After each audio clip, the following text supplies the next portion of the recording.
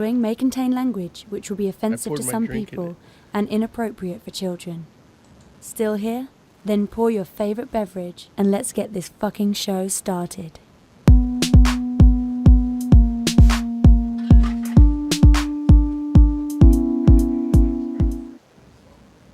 Forum, assemble. You're watching Fantastic Forum, the premier show about comic books, and your live weekly conversation about entertainment and geek culture. We are the Fantastic Forum coming to you live and direct from the Hall of F. Hope you're having a wonderful morning, afternoon, evening, or night, as the case may be, depending on where you are in the world. And if you're not, you should stick with us. We'll be taking it up a notch. You have the usual suspects in the building. First, he is our riddle inside of an enigma trapped in Chinese finger cuffs. You don't know him. You love him anyway. He's our silent assassin, Jay. Hey, what's up? What's up indeed? Next, he is our intrepid senior reporter. He's next in line for the cowl. He is our resident Dark Knight detective. It's Oz. On advice of counsel, I respectfully decline to answer based on my rights under the Fifth Amendment of the Constitution. Thank you. I mean, look, that's probably smart. Like, I know what he got into during Comic-Con. Next, he's the backbone, the pillar, the strength of Fantastic Forum, our nigh invulnerable brawler and resident strongman, Moses Magnet. Are they asking us about? Are they asking Oz about sucking bat cock? Whoa. I don't Back know cock? Bat what- cock. Whoa. Oh, bat. Yeah, at a was like, Wuhan that's at a a Wuhan butthole. market. That's a butthole. Look, I don't think either one of those makes it better. I think. It's Well, that's just why like, he's asking for the fifth. They're pleading the fifth. Yeah. He was sucking bat cock. My name is Lawrence Young. They call me Mayor Young. Welcome to Fantastic Are Forum. you sure? I'm sure. 100%. That's a fact. Okay. Well, how can I be sure that you're sure? Oh, Lord. See, there it is. Facts don't exist anymore. We're done. Listen, we got a great show for you today. We are going to be doing our annual Comic-Con wrap-up show. We'll be talking about our experiences there. We'll be talking about the news coming out of Comic-Con. We would love to talk to you about your experiences at Comic-Con if you went to Comic-Con this year. If you just like want to be nostalgic, maybe you missed Comic-Con this year, but you've been in years past. You could tell us some old Comic-Con stories. We'll listen to that too. But yeah, we're going to go ahead and talk about all that. But before we do, we want to make sure that we thank Mr. Scott Rubin because without him, the show would not exist. So thank you, Scott Rubin. Hope all is well with you, good sir. And if you want to be down with Fantastic Forum, we got a few different ways for you to do that. You can always go to fantasticforum.live, hit the call-in button, and you will be the fifth member of Fantastic Forum if you want to be on the show directly. Or if you rather, kind of do a bit more of a chill way, you can always jump into chat, whether that be through YouTube or Twitch. You can go ahead and hit us up there. We'll take your comments out of chat and bring them directly into the show. So feel free to do whichever makes the most sense to you. With that said, gents, it's good to see you all. It's crazy because obviously we were together this past weekend, and but seeing you here now, like I miss you guys. I mean, technically, we made our whole. Wasn't our thumbnail supposed to be that, or like us hanging out together? Oh, the background. Yeah. Well, I mean, He didn't we like it. could have done that, but I felt like it was a bit redundant considering like literally what we're showing on the screen right now is kind of what the picture is, right? Like that's the same background, and it's our four faces. So I mean, I wasted minutes of my life making that thing. No, My- like I used it for all the promo stuff, like as usual. My Sinestro has gone yellow. I don't know what that means. Is he talking Of about course the he beer? That means it's beer. Yeah. Oh, Or but, he pissed himself. Or both. but you don't. But you're Or not neither. drinking any.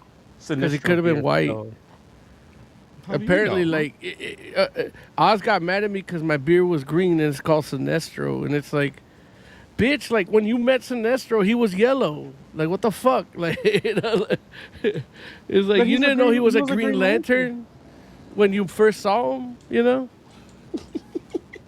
his origin was when he was yellow. Like when that other like alien dude came and Hal Jordan got the ring, like he was yellow. Like you know him as yellow. So a beer that's named Sinestro should not be green. It should be yellow, especially if it's your first time having that beer at that place. It should be yellow, like the first time you saw Sinestro. Moses is coming in hot with the Comic Con controversy. All I right. would argue that it should be purple. Whoa, wait, what? Like, what is that like a take on?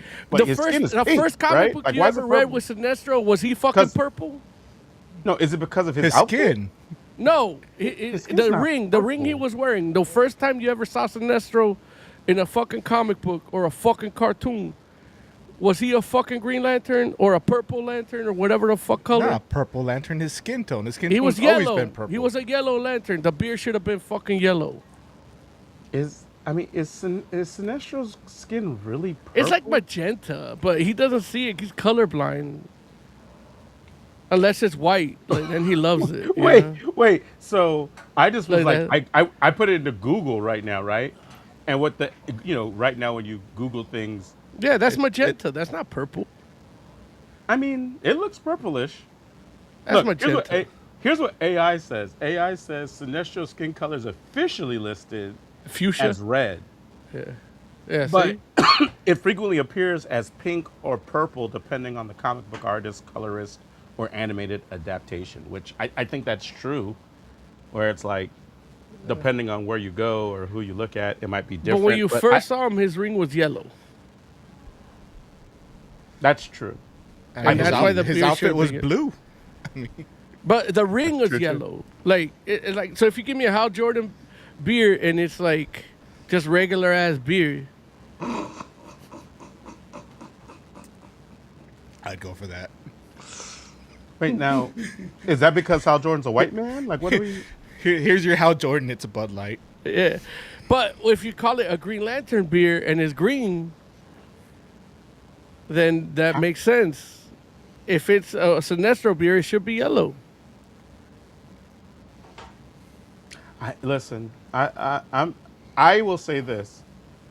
I don't drink beer. Yeah, If I got- That's a you're- whole you're- other conversation. yeah. If You I got also a don't. beer, You also don't masturbate, and you also don't watch horror movies. So you can recuse yourself from this conversation. You if should I take a ordered- day and do all three at once. No, thanks. Dude, can I be there? No, absolutely not for. It's good anyone. content for the show. He can tell you what No. you're doing wrong since you Yeah. don't do it. Oh, jeez. It's supposed to be yellow. That's a whole different type of content right there. I know. Like, so listen. I could cheer you If- on. I will say this: if I ordered a beer called Sinestro and it came and it was green, I don't feel like that would throw me off. Yeah, I don't know but if I was. You're not helping because you don't know comics either. Well, and the thing is, hypothetically, he would never. He doesn't even know how to order a beer. Like he wouldn't I even don't know look how to at. order a beer. Yeah, like if it says Sinestro, like you want to look at what kind of beer it is or whatever, what makes it Sinestro, and then when they give you this green piece of shit of fucking piss water that is not Well. doesn't have the honor of being piss by That's a being whole yellow different and it's conversation green. right there. Yeah, You know, like it's a brewery, but they didn't even tell us what kind of beer it is. It literally just said green beer. so. My friend Nick, we had the beer the day before, and it's like. You're like, yeah, it's kind of like a lager or whatever. When I had the double IPA, it tasted like the same piece of shit. They just have shit beer there, but it tasted the, bad beer. same shitty flavor. And Oz, I gave you the IPA one too to try out, right? And it tasted the exact same. Yeah, it was exactly the same. Yeah. And you know, and we're not talking shit about the Villains Brewery. You know, I'm naming them because HBO actually bought everything. They bought their menu. They put everything on the menu. So it's HBO's problem, not Villains Brewing. You know, Villains Brewing might have some amazing ass beer. I didn't get to try it during Comic-Con. That's hilarious. I love that you did it that way. Though it's like we're not talking shit about the naming of you name the institution. Yeah. No one had said anything about the name of the place until you did just now, Yeah. which is hilarious because it totally made it seem like you were talking mess about it. But Oh, hey, puppy. Yeah, I have a But guard dog. I'm not mad at it. Uh, but you brought it back because you're like, hey, you're like that. It feels like that's Lantern's fault, which Yeah, it's HBO's that very fault. well could be the Yeah. case. Who knows? I Because blame like I James don't. Gunn. Not even James Gunn. It's HBO. It's the other dude, the dude that loves Trump, the guy that owns Discovery. It's his fault, not James Gunn's fault. I mean, did James Gunn didn't make this show? I don't know if he made this show or not, but the dude that's supposed to be better than James Gunn that owns Discovery is the one that makes the shots. So he should have put the kibosh on it. When you see this green shit beer, he's like, "Fuck this! I don't want Moses drinking this." Oh, Yeah. I'm sorry. I thought we were talking about the TV show, but you're talking about the beer still. Got it. Yeah. Well, I'm talking about the people in charge. HBO. He says James Gunn. No, it's the Discovery guy should have put the kibosh on it. Look, the TV show's not looking any better. No, it fits. It really fits. Like It fits. That's the beer they serve in the little Yeah, town that the that's- lanterns are in. yeah. No, Like we're it fits immersing the you. Yeah, I think it fits the quality of the show. I still, my voice is still a little hoarse, so I apologize. It's okay, man. It's okay. So, yeah, man. Another. They didn't even let you add they didn't even let you use less sauce on your burger. Like, you wanted no sauce, they didn't let you, and then you're like, "Can I just have less?" No substitutions. You know? He asked for sauce on the side. They gave his burger to someone else. Yeah. They did. They did. They so did, which is hilarious. Even though, listen, I'll give the Lanterns TV show a shout out for the lantern, like the concept at least for that area, where it is basically a lantern, like supposed to be a Green Lantern like power battery, and it was actually a charging station, so people could charge like their devices from the battery. That's a great idea. Like the battery itself maybe looked a little weird, but it didn't stop people from coming to visit. Like people came to like take pictures with it. Like at least half a dozen or a dozen people came while we were just sitting there. So I'm imagining that probably happened all throughout the weekend, Like, which is a they win went- for them. It's a win because they went for that and not the food or the green beer. Like, they literally asked us, like, remember this girl walked up to me and she's like, "Is the food good?" And I'm like, "Yeah, the food's pretty good. The beer, Yeah, you know." my Like, my drink was delicious. okay. What'd you have? I had like a whiskey The cocktail. peaches and deal. teaches or whatever. Yeah, teaches of peaches. Peaches I be think it was called. crazy or something. But what, it was what like- was it based on? Like, It 'cause- was basically whiskey and peach schnapps and yeah, but it's supposed to bitters. be based on the show that they have. Oh, it is. Yeah, so I had like the night before I had the Mother of Dragons cocktail, Oh, which is like So I don't had that know and- what teaching shows on HBO. Yeah. So you didn't even do your pre-production right. I didn't know the cocktails were based on shows. They told you I thought- HBO paid for everything. Like the whole menu was modified for HBO. I know the story I heard was HBO paid for that section. I didn't hear that Yo, HBO paid for. They all the definitely paid food. for that section, but all those drinks were all like everything on the menu was HBO themed. So that burger I ate was a HBO themed burger. Yeah, that's why they didn't do any. Modifications. Yeah, Oh, that's interesting. I didn't know that. Like, it was a good burger. The burger was delicious. Once I got it. yeah. And once you got it, and you scraped off that shitty ass sauce they put. Well, the sauce, look, the thing is, like, the sauce wasn't bad. It's just, I don't need that much sauce. I like to taste my food. So it's like if I got a Wagyu burger, I want to taste the Wagyu. I don't need a whole bunch of sauce on top of it. Like, like the burger and the onions and the cheese, like that's kind of enough. So That's not true because when you and I were in France, and we got the foie gras plate, you asked for barbecue sauce on the foie gras. you are dumb. You are so dumb for saying that crazy. First of all, look, the idea that you're like, oh yeah, we ordered the foie gras. It's like and don't get me wrong, we had it. We did. I don't think we ordered it. Yeah. I don't think we ordered it, but we had Yeah. some. That but shit was no, so man. good. And then And with look, your barbecue sauce was even better. I don't eat. Listen, I'm pretty sure any French institution would be like, how dare you say we had barbecue sauce in our establishment? What, like, I don't. I'm not sure there's one bottle of barbecue sauce anywhere in France, but maybe I don't know. I don't Probably think not so. though. I don't think so either. I think I like know. like I they're like, remember that day because our food took a little long, and then the waitress was like, "Hey, that's life," and she said it to us in French, like we could understand it. but And yeah, c'est la man, vie. c'est la vie, indeed. So, but no, that didn't happen. So, Yeah, it didn't happen. I'm telling that to our listeners that haven't been to France yet. I don't want them going to France and trying to ask for barbecue I sauce heard on their your foie foie gras. gras is good with barbecue sauce. Right. Moses Only in Magnum Dunkirk. Only in Dunkirk. in Dunkirk is like out here giving misinformation. But anyway, so let's talk about the Comic Con experience. I mean, first of all, just the fact like, I mean, on one hand, let's put it like this: like, I'm very fortunate in the sense that I generally get to see Moses, I generally get to see Jay. We don't Gee, always get to. thanks. No, no, no. He's Come on building now. you up. I am. I really am. Give it a moment. Give it a moment, because I'm saying, like, because of the proximity and like I mean, I try to make the effort to see you guys, but at the same time, we don't necessarily all get to hang out together here in LA, despite the fact we all live in LA.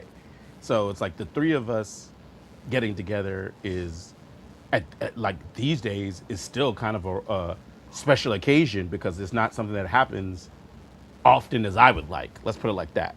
I'll put it like that. I'll speak for myself. It don't happen as often as I would like.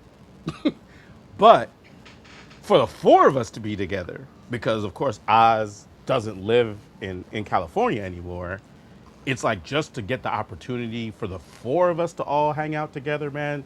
It was an amazing and special time. That by itself makes Comic Con special and worthwhile. Like whether if I hadn't seen not one panel or got to see anything on the show floor, if I hadn't got to speak to any comic creators or rub shoulders with any celeb, if I could just be with the Fantastic Forum and us be able to have that vibe, that would be more than enough for my weekend to be made.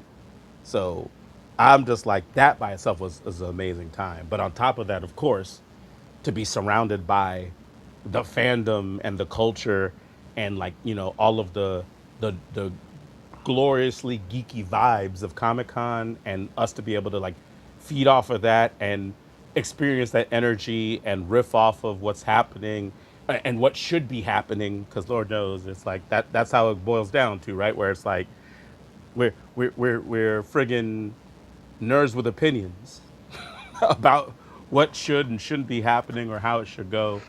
So I would love to hear from each of you, man. Like, what was some of the things that you appreciated, and some of and of course some of the things that maybe you wish you could have seen or heard or been a part of for Comic Con 2026. Look, Jay, can I come start with you? Sure. Jay's like, maybe. Jay, talk to us, man. What was some of the highlights of Comic Con 2026 for you this year? I got to see a couple interesting panels. Okay, like what? Um, I saw this adult versus kids animation panel that was like really good and interesting. What now? When you say Um, adults versus kids, what's that mean? Adult animation versus kids animation. Oh, okay. So cartoons geared towards kids versus cartoons that are geared towards adults. Right. And what were they like? How were they making them versus? No, just talking about the difference working on a kid's cartoon and working on an adult cartoon. Oh, okay, cool. So what were some of the differences, if you could remember, in regards to like one versus the other? Um, well, the thing that stood out to me, well, not the differences, but One thing that stood out to me was for the adult cartoons, like they still get notes from standards and practices, Okay. which Like for is like oh go ahead. you know, the board that says what they can and can't do because of ratings, regulations, whatever. Mm-hmm. And they were talking about like on Rick and Morty, you know, Morty has to wear a seatbelt or have a helmet on when appropriate. Like, despite it being an adult cartoon where they like murder hundreds of people, Entire like, reality sometimes. yeah, Right. Right. Look, we would hate for a parent to think that it might be okay for them to put their child on the back of a bike without a helmet on. right. Hate when that happens. Okay. That's fair. That's So fair. that was interesting. I actually got footage of that panel. Oh, Yeah, that'll ring, be up. Yeah, like and later in the subscribe. week. Yeah, Hmm? listen. If y'all want to see that, Jay look, filmed that. That was the day that he did that right before we had the green beer, or I had the green beer. Jay had no Right. part of that green beer, even though green's his like favorite color. it It is, is my but favorite color. but Jay has good senses, man. Like Jay, look, well, first of all, Jay don't I'm like not to a big beer explore. guy. Well, I was gonna say, look, Jay's not a big foods that he doesn't know guy.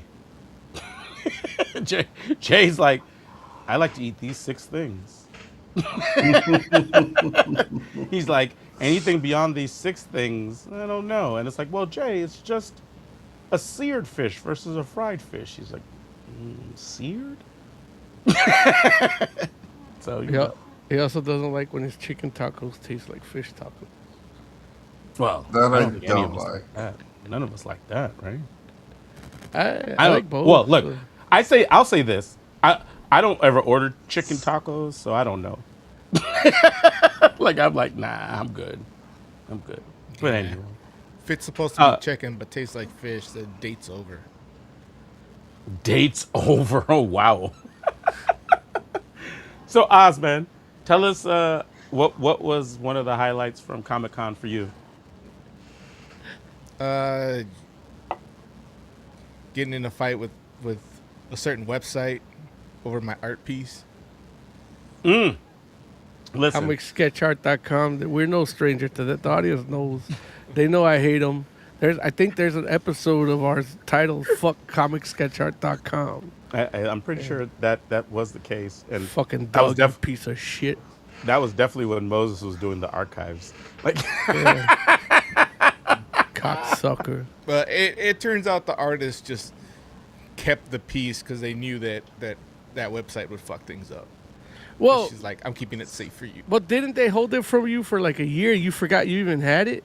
That was last year. Yeah, so you didn't get it. You got it till like 3 months ago, right? Yeah. Yeah, like you just you got Comic Con tickets, then you were like, oh, I'm gonna buy comic art. Like, oh shit, I paid for art that I should have had, and it took you like what, like a year and 3 months to get, and they just had it in their archives right there. They had it somewhere. Yeah, I mean, listen, and you're not wrong, Moses, but you're talking about past stuff. It's like we need to see what you got this year, Oz. Your joint's right there, right? I know you must have it nearby. and they almost right? lost it too, in real time. That. Yeah, talk about it. Listen, Oz, Oh, he framed tell it us too. tell us about this. Oh, nice. Tell the people what this is. Oh wait, I'm touching her boob. Like he didn't do it on purpose. It's Jessica Cruz on a green sketch cover from Mirka Andolfo. There it is. So, Oh, you could see what's back there. Oz, right? Yeah, it's reflective, right? Exactly. Look, so Get Oz yourself a went polarizer.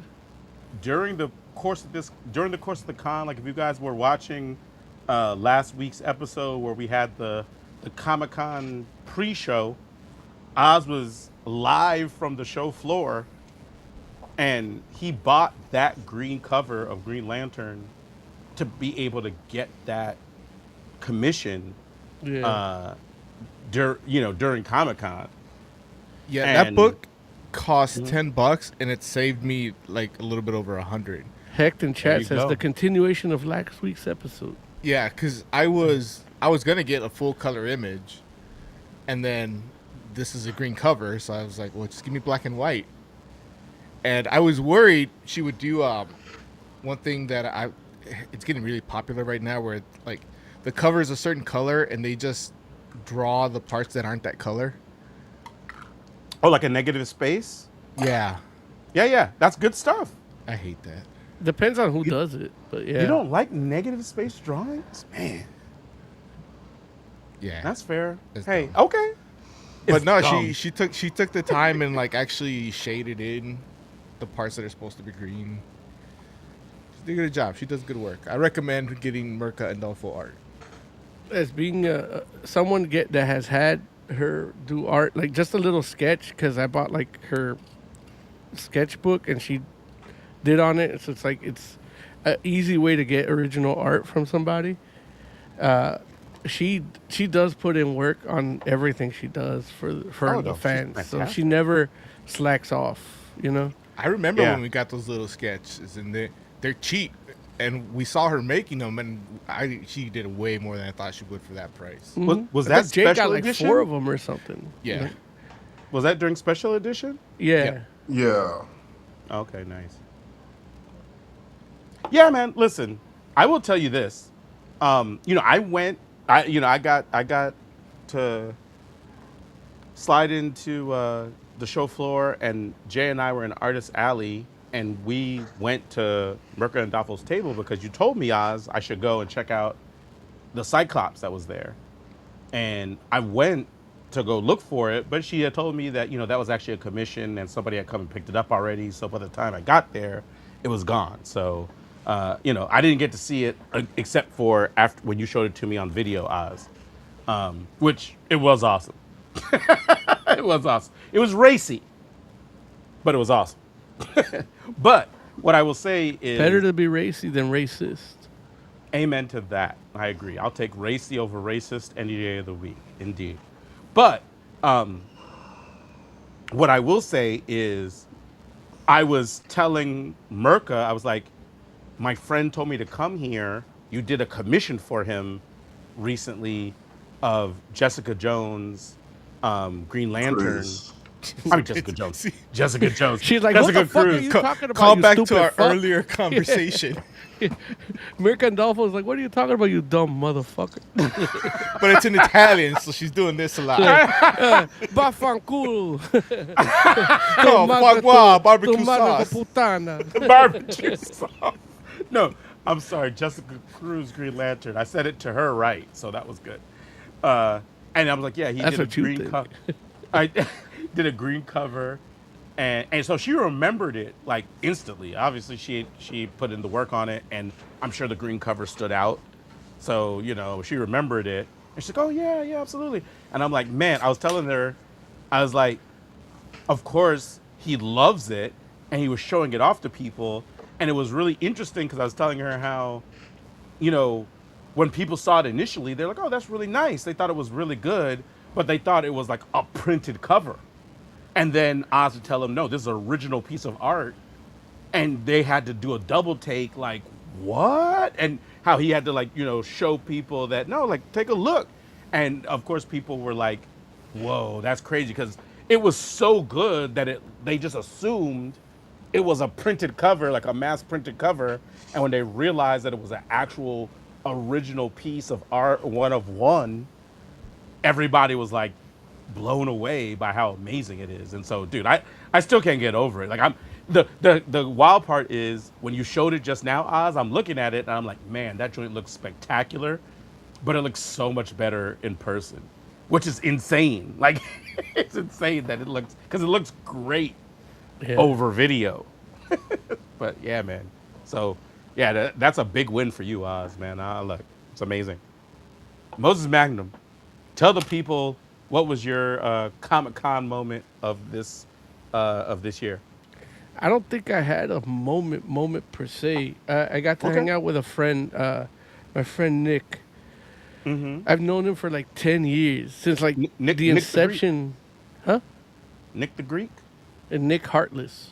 He has Heartless. a YouTube channel, anime YouTube channel, and Jay hung out with him and his brother.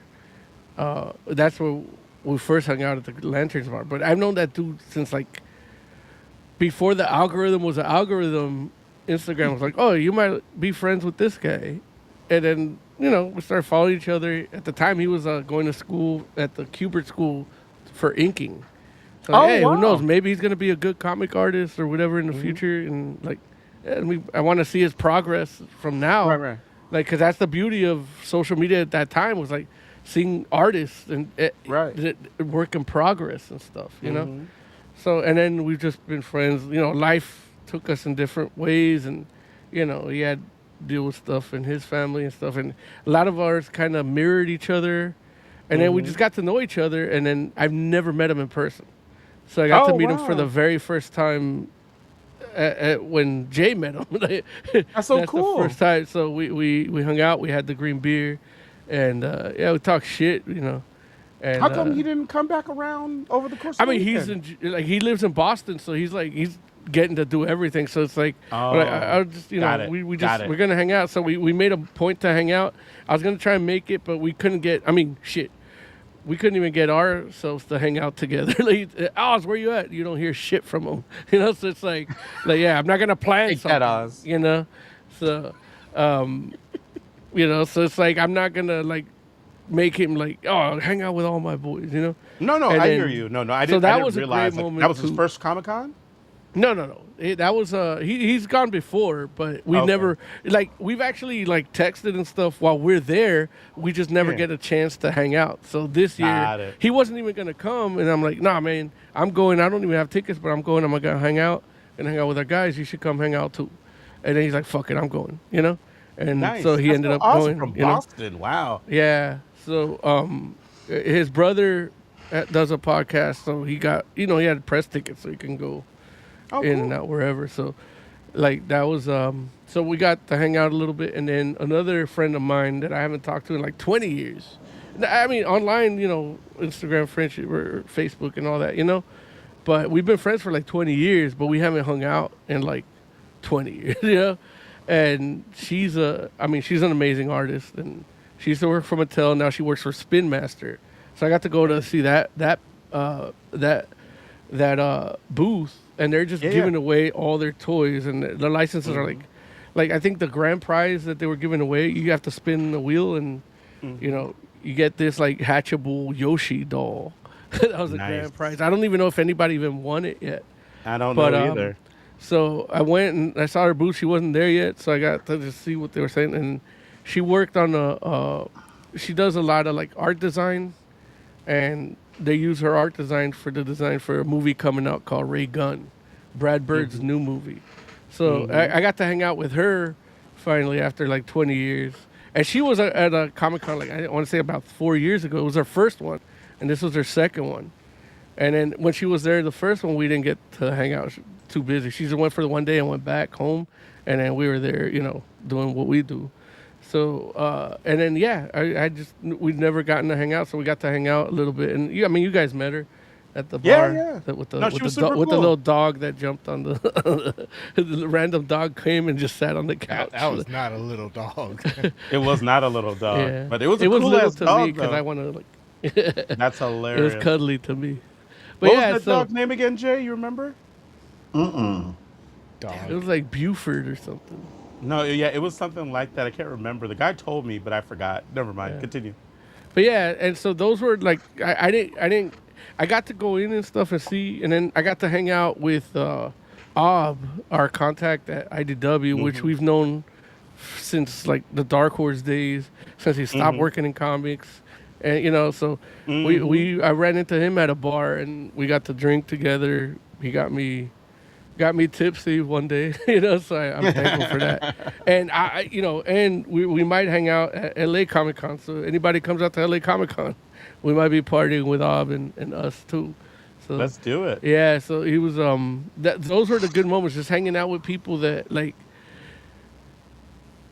if they're working, when they're working, like I don't get to hang out with them. The fact Right. that I didn't have a ticket and we were able to serendipitously hang out outside of it, like Right. that was made the moments. And then Chris came down, Lloyd, and Lana, and his Yeah. wife, like Yeah. those moments came out to be really cool. Like I mean, as cool as like the panels and everything they said, like hanging out with friends at Comic Con is usually like it's what I love, Right. and Right. doing it inside and out, and it's like not having a ticket made me feel like, sorry, made me feel like that. These damn Yeah. goats. Yeah, not having a ticket, like I didn't feel like I missed anything because Right. like what I'm all I'm gonna do is gonna buy stuff. So, but there was stuff, Right. there was vendors outside this year. You could buy a shirt if you wanted outside, like around right. along Fifth Street, So Right. you could buy art, you could do all sorts of stuff outside still, and it's a cool hang, and that's ultimately I think that's what I love about Comic Con, that it can be a cool hang. Yeah, you want to go inside, but if you don't, you could still, like, if you go there for a day or 2 days, you're gonna have a good time. Yeah. There it is. There it is. I did see Hecht in chat. Shout out to Hecht. I also saw Taking Tugboat in chat earlier. Shout out to Taking Tugboat. But Hecht asked when's LA Comic Con, and that is actually October Halloween. 30th. Yeah, Halloween basically. October 30th through Yeah. November 1st. Yeah. So So yeah, Ab is coming down, and he's coming. He's gonna be around that time because that's the Marilyn Manson concert here in LA. So he's coming down for the Marilyn Manson concert. So he's thinking of coming down to LA Comic Con. So I told him, "Fuck it, come down." Like, Yeah, we're gonna absolutely. hang. Like- yeah, even if we don't go to convention together, like let's have a beer. Let's drink. we should definitely eat make it pizza. happen. Yeah. Are you not going to that Marilyn Manson concert, Moses? Well, since he's going, I want to, but I already have another concert in October too. It's a Pentagram and DRI. And There it is. so I'm Look, trying to get him to go Moses to got that too. his metal concert schedule Yeah. already planned out till So- not only till October, probably into November. So I have, know, I have Not in- not in- not December though, because that's when he celebrates Jesus' birth. Fuck that. It's anti-Christmas. Everyone knows about you Moses. know? Everyone knows about Moses. Jesus' birthday ain't in December. What the Oh, fuck? hey, what hey, Jesus hey, you hey. believe in? Hey. Propaganda. Yeah. No, but anyway. No, but seriously. But yeah, no, no. I agree with you though. Like the crew that we had this Comic-Con was pretty amazing. It was a great time. I look, I actually got to see Ab just for a hot second. And I know, like, look, it was funny because he wanted to come talk and could not, unfortunately, because it was during George Takei signing. Yeah, I was supposed to be And- there for that too. Yeah. And it was literally like, it wasn't even he didn't even know that I was there at that moment, but he was already getting pulled away by one of his other, like, promo folks. Cause I'm pretty sure, it was like George asking for him. Like, Yeah. where's Ob? And so he had to go stand next to George Takei. And, while that was happening, and because George Takei was doing a signing, Yeah. and, amazing turnout, of course, like why wouldn't there be, right? He's signing his own, I'm pretty sure he just came out with, He's he got didn't a just book. come out with it, but it's about a year and a half old. It's his memoir of coming out Right. of the closet. Yeah. that's Being his Takei, memoir. yeah. Okay. So That shit's- he's yeah, it's a big book. It Right. It rhymes with Takei. right. the title. That's what it is. It rhymes with Takei. And so he was signing that, and there was a great line because people wanted to get their book signed. And so, Ab had to work. He was sitting there next to Takei, and I was just like, I just said, Ab. And he looked, he was like, he's like, where have you been? And I told him I was in my hidey hole all weekend. He's like, man, look, he was just like, I could tell that he was like, dude, He he's wants like, to hang out. right. He was like, dude, like, if I could, I would be right there next to you talking. But he's like, no. And I'm like, hey, we'll connect. So, it was a good time. Like, it was short and sweet. Yeah. But I was like, I loved it because it was like, it was mutual. where I was like, dude, Well, I wish I could be talking to you, or you wish you could be talking to me, but you working, you're busy, and yeah. that's good. It's Hey, good that you're busy. as a stockholder in IDW, I need him to be working. You know what I mean? Exactly. Look, So he was working his yeah, backside yeah, off. yeah. And that's what I told him at the bar. It's like that's why you got to come out to like WonderCon because IDW don't do those. Like they do more East Coast stuff, bigger Yeah, stuff. For but whatever reason they're not based over that way. they're not. But for whatever reason, it hasn't been fruitful for them. After COVID, because everything kind of changed for these Yeah, yeah. conventions for WonderCon specifically after COVID, it But changed a I lot. wasn't working for them No, he before wasn't. COVID. So he's trying to rebuild after that Yeah. now. So that's why he asked me about LA Comic Con. I'm like, no, LA Comic Con is really growing, and they're expanding the LA Convention Center, so it's gonna get bigger. Like they're letting it grow, they're making it to accommodate that too, because like there's a horror convention that. In lieu of doing it the last year for Comic Con, they just did it during LA Comic Con. So there was Right. just a section that was just a horror convention section, and then the comic book convention all around. Right, And I right. thought that was genius because now you're I agree. utilizing the space and you're doing the two Right. things I like.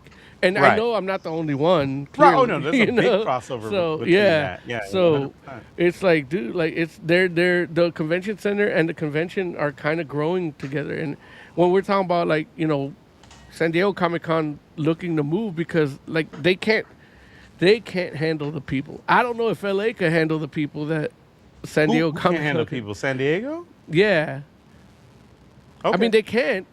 They really can't. Otherwise, we'd all have tickets. Okay. Hey, listen. There's more people like us that want to go and couldn't get in. Well, yeah, but And at the same, so that means you know, there's not enough capacity, or they didn't need to expand it like another day. But San Diego Convention Center is bigger than LA Convention I know, Center. but they're building this one up too. And again, I'm not Okay. saying that's what I'm saying. LA, I don't know if LA can handle. I don't know what city can handle what San Diego takes on. Yeah. I will say the only place that I'm thinking that might be able to do it right now, because LA maybe eventually can do it, but right now the only thing I'm thinking is maybe a Vegas, and Yeah. and if it was Vegas, it wouldn't all be in one place. It'd probably be spread out, Right. but it'd be spread out in a way that's similar to like very similar to what's already happening in San Diego, but probably Yeah. even a little bit more convenient. Well, kind of like how because- Anime Expo does it. Where it peters out to the hotels. San Diego does that too, and Star Trek Las Vegas does it too, where it's like Yeah, and that's what I'm across saying. multiple hotels.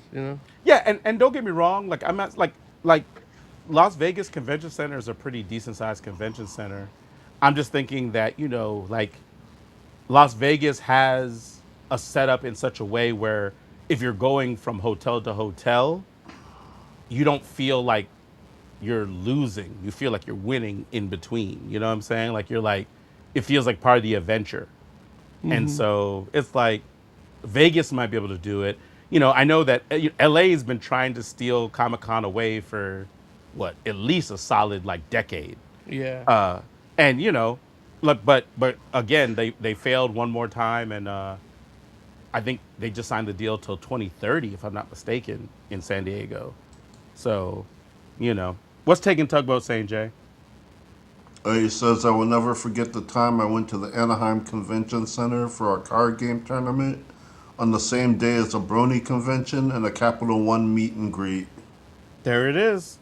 There it is. Listen, I'll you- never you forget don't- when Taking Tugboat used to be our photographer, and I didn't have to worry about, and all the content was there. And then he's never Look. come with us to convention ever since. Hey man, listen, taking Tugboat's in high demand, man. Listen, he's a man of the people, and he doesn't even realize how much those three places intersect. He's like, he doesn't know that the card tournament, the Brony convention, and the friggin' Capital One meet and greet. How many of those people were like, "Oh, I'm there for all three"? I'm lucky they just that change it your happens at the clothes. same time. They just change your clothes. Look. When you're in that brony fit, as long as they can't see your face, you can go right from there to the Capital One joint. You know what I'm saying? You know what I'm talking about, Jay. He didn't deny it. I just want to put that on the record. But yeah, man. Joe But yeah. Benitez did a Lobo white cover at Comic-Con. Joe Benitez. That's pretty awesome. Wait. What is that under it? It's Lady Mechanica white cover. So he just turned it into a Lobo white cover. And so he actually did that Lobo logo himself? Yeah, it's like a print, like a not a print, like That's, a show brush one more stroke. time. I'm bringing it up again. That's crazy. That's pretty amazing. Joe Benitez. No, that looks great. And that's interesting that somebody brought Lady Mechanica to him and was like, "Would you do No, I this think he for did me?" it on his own because, Oh. yeah, and Got he's it. selling it, yeah. That makes a lot of sense. Because I was about to say, I'm like, that's bold for somebody to be like, "Can you just make this a Lobo?" I mean, that may be it. But- Let me double check it. Let me read the description. So, No description. let's talk about some of the news coming out of Comic-Con. And Mo, we're good. Like we don't need we don't need to stop right now for anybody or anything, right? Right now, we're good. We were supposed to, but I'm just double checking. Like I don't want to like. Let me. Yeah, no worries. Yeah. So let's talk about some of the news coming out of Comic-Con. There's, Hold on. Oh, okay. What are we holding on for, Jay? Oh. Comic book news. We should have a Comic book like current. Well, not like that, but like. There it is. So yeah, there's plenty of stuff that happened at Comic-Con. Like, I mean, we can start with Marvel's Hall H panel just because that's what's supposed to be the big news. But you know, at the same time, I feel like people that waited for Hall H to see Marvel's panel primarily, because there was other things that happened at Hall H, but you know, I do feel like there's some people that are kind of like, I don't know, it was a little lackluster for them. But at the same time, there were some announcements that got made that we didn't know. So it was probably the biggest of it being the announcement of a Ghost Rider movie, which I mean, how do you all feel about that? Like Mo, I know you're a big Ghost Rider fan, but I mean, I guess we're all like somewhat. I don't think you're a Ghost Rider fan. Yeah, Larry's definitely not a Ghost Rider fan. Wait, why am I not a Ghost Rider fan? Because you still haven't exactly? watched part 2. That makes me more of a fan, not less. No, until you watch it, you can't really say that. I can. No. It's not. Listen, what you're you not can't gonna do. No, Lawrence. Because convince me that if Ghost you Rider haven't 2 watched Ghost Rider 2, then you haven't felt the weight of your sins reflected upon you. And that's Well, the that's thing is, part if of you- that's part of Here's the the whole thing. As a Ghost Rider fan, you watched the first one, and you didn't Right. like it. Then I'm telling Yeah. you, there's a good one. There's a better movie. You should watch it, and you still No. won't. But you're not telling me you're telling me it's better than the first one, which is such a low bar that doesn't mean Well, that. what do you want me to tell you? It's better than The Godfather? Like, what's your I just- bar? no, I just Like, want you to say it's a what good is your movie. fucking bar? What is the Is bar? it a good movie? It's a good movie.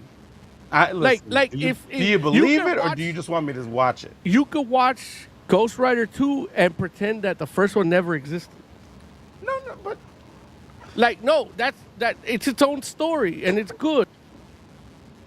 okay. Listen, I will watch it because you say that. Like, who's but- told you it isn't? Like, who are you listening to Ev- over ev- me? ev- Like, that's what I want to know. Is it your other podcast people from your other podcast? Yes. Are they Yes. telling you not to watch Ghost My Rider folks 2? at CT Cinema are like, Yeah. Ghost Rider 2. Hey, no trash. plug, no free plugs. It costs them 10 cents a plug. No nobody over there has seen Ghost Rider 2. Moses. Yeah, see, they're not real They're comic not fans. comic book. Or No, they're cinema not. fans. Yeah. Well, listen, I don't know if they're not cinema fans, but they're definitely not comic book fans in the same sense that we are, and that's well, okay. I mean, you're part of that too, so clearly you either. no, listen, I've been here way longer than I've been over there, so if you want to go ahead and say, oh, I'm not a comic book fan anymore because I have another podcast, Not a you Ghost do Rider that. fan. Listen, I'm gonna watch this joint, and when it's terrible, despite the fact, because here's my thing: I read Ghost Rider comics. That's my whole thing. So it's like, if you want me to be like, okay, I could, if I just watch Ghost Rider movies, and I'm like, oh, you should watch this one because it's better than the last one. I could totally understand that. Did you But read that's not Garth me. Ennis's Ghost Rider Trail of Tears? And listen, it doesn't matter. No, I'm just what I asking. have or I haven't just want, read. I just want to make sure, where you going in to watch this movie too. I don't know that I've read Garth Ennis's Ghost Rider Trail of Tears. It's I don't so think I've good. read It's Garth Ennis with Clayton Crane drawing. That's amazing. Look. What I will do is I won't read that until after I watch Ghost Rider 2, because I know that I will be extra pissed if I read this and then watch this movie. Because I'll be like, why did Moses have me watch this trash when I could be reading Ghost Rider comics that I haven't read before? So I'll watch the trash first and then read the good Ghost Rider comic. Is that fair? Yeah, that's fine. I mean, I think you're gonna enjoy both thoroughly. Ryan Gosling Yeah. as the new Ghost Rider. How do y'all feel about it?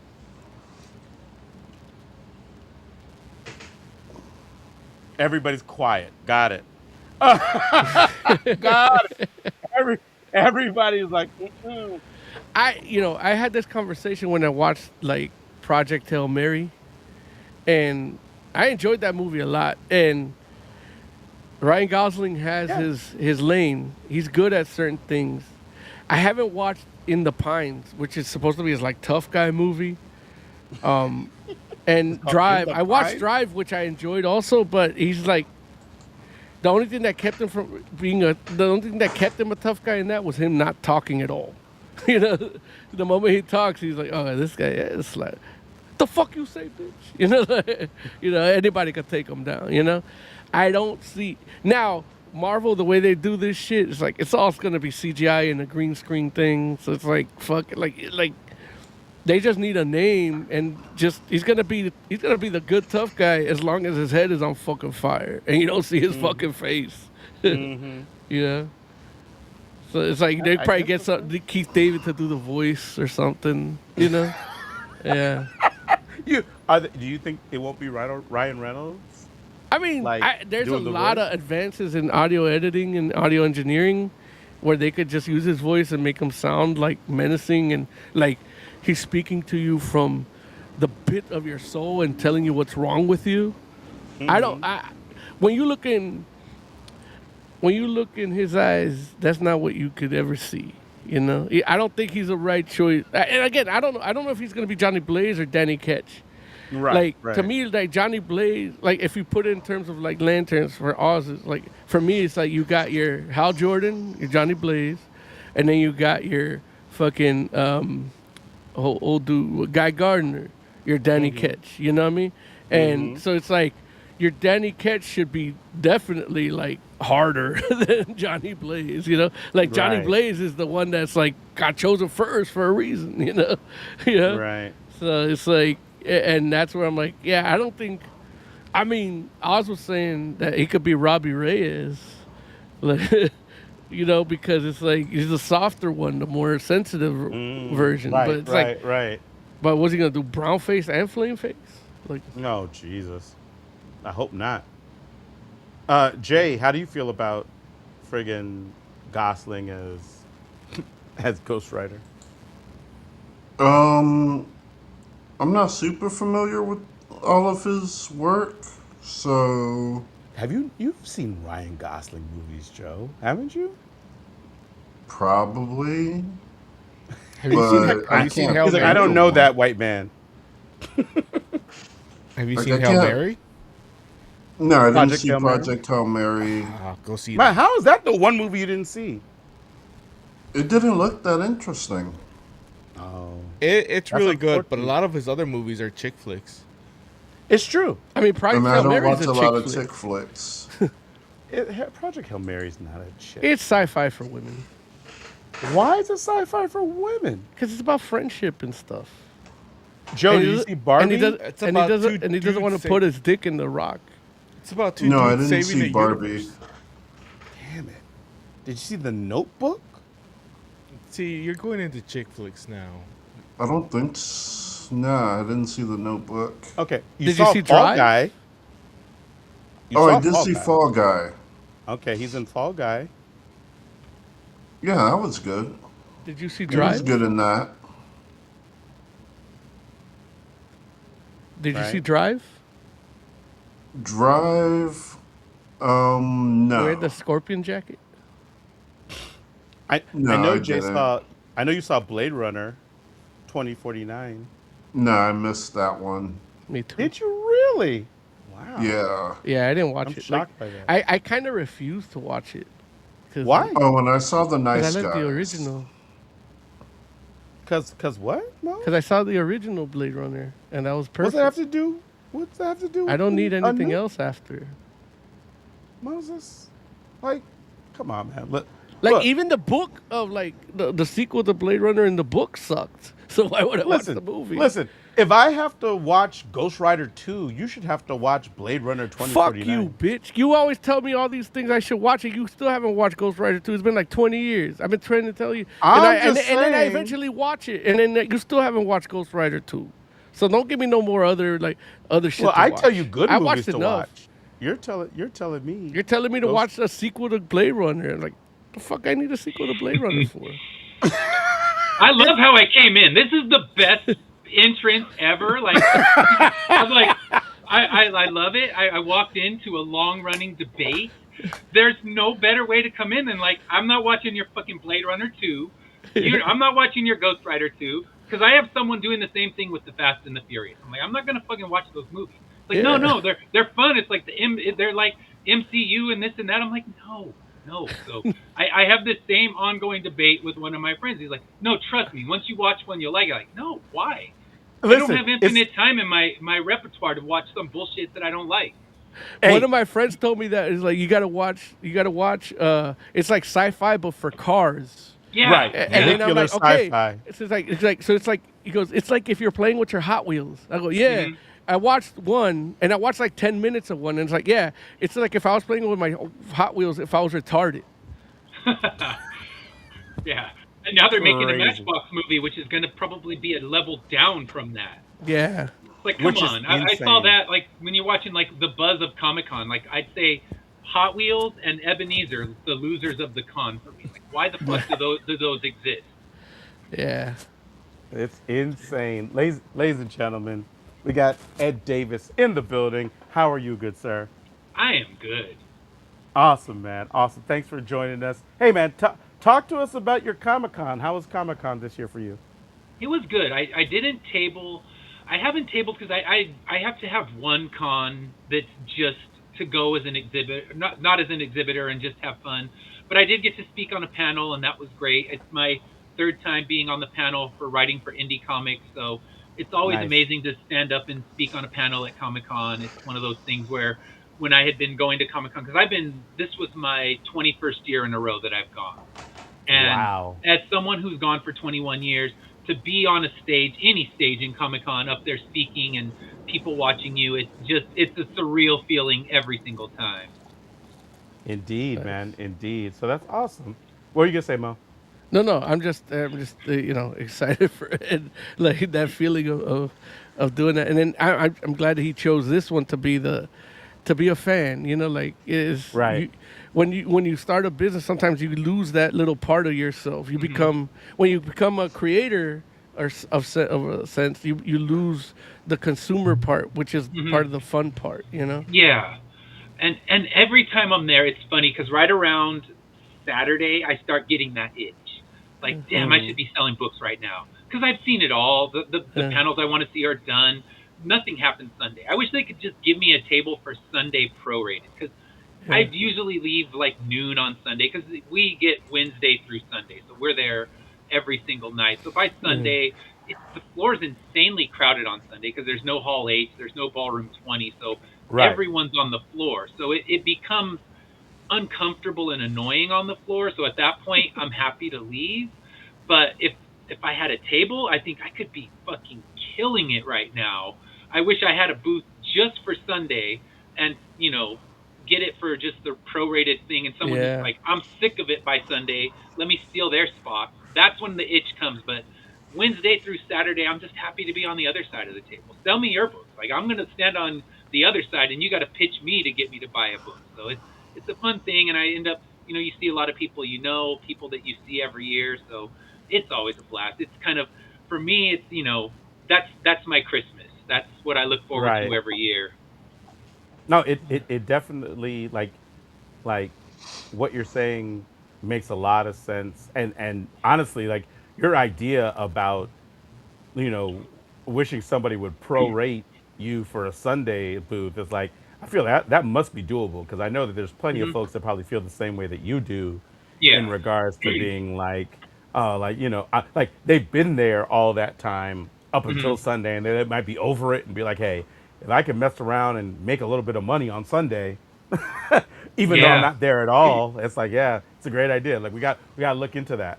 But Yeah. but Maybe someone who just say, I'm fed up, and they'll hand me their table over. So I know Well, the people who leave. that's what I was gonna ask. mhm, Like, is like get almost like venture capitalists, get a group of Mhm. friends, and then everybody gets their badge Pick or a day. whatever, gets to hang out, promote whatever they want to do for like even like 4 hours of the day or whatever, and just kind of swap out, And we could all right. like even like the products or whatever.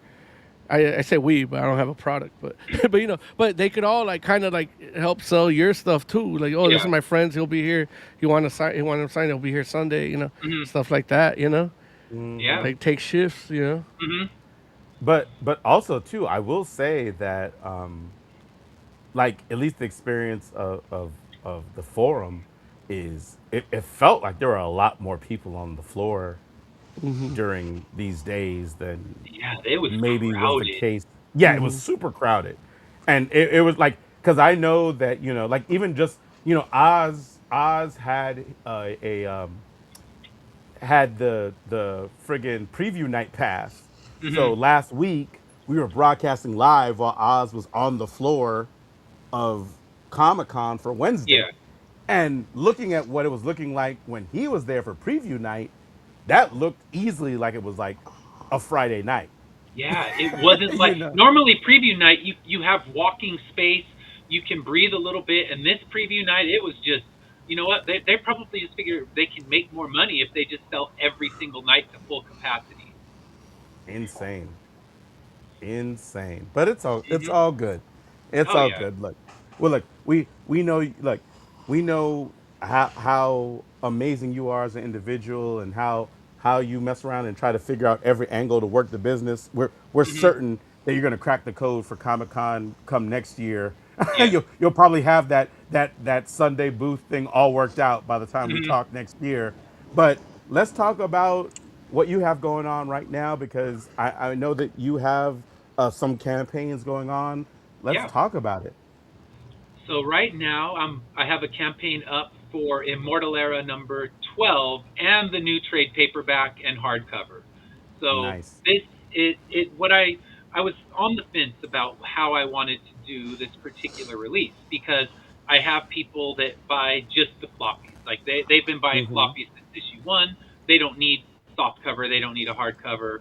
But I also know that if I had to do it as two split campaigns, then it's making the readers have to wait longer. And something for Mm-hmm. me is I constantly want new material for the table.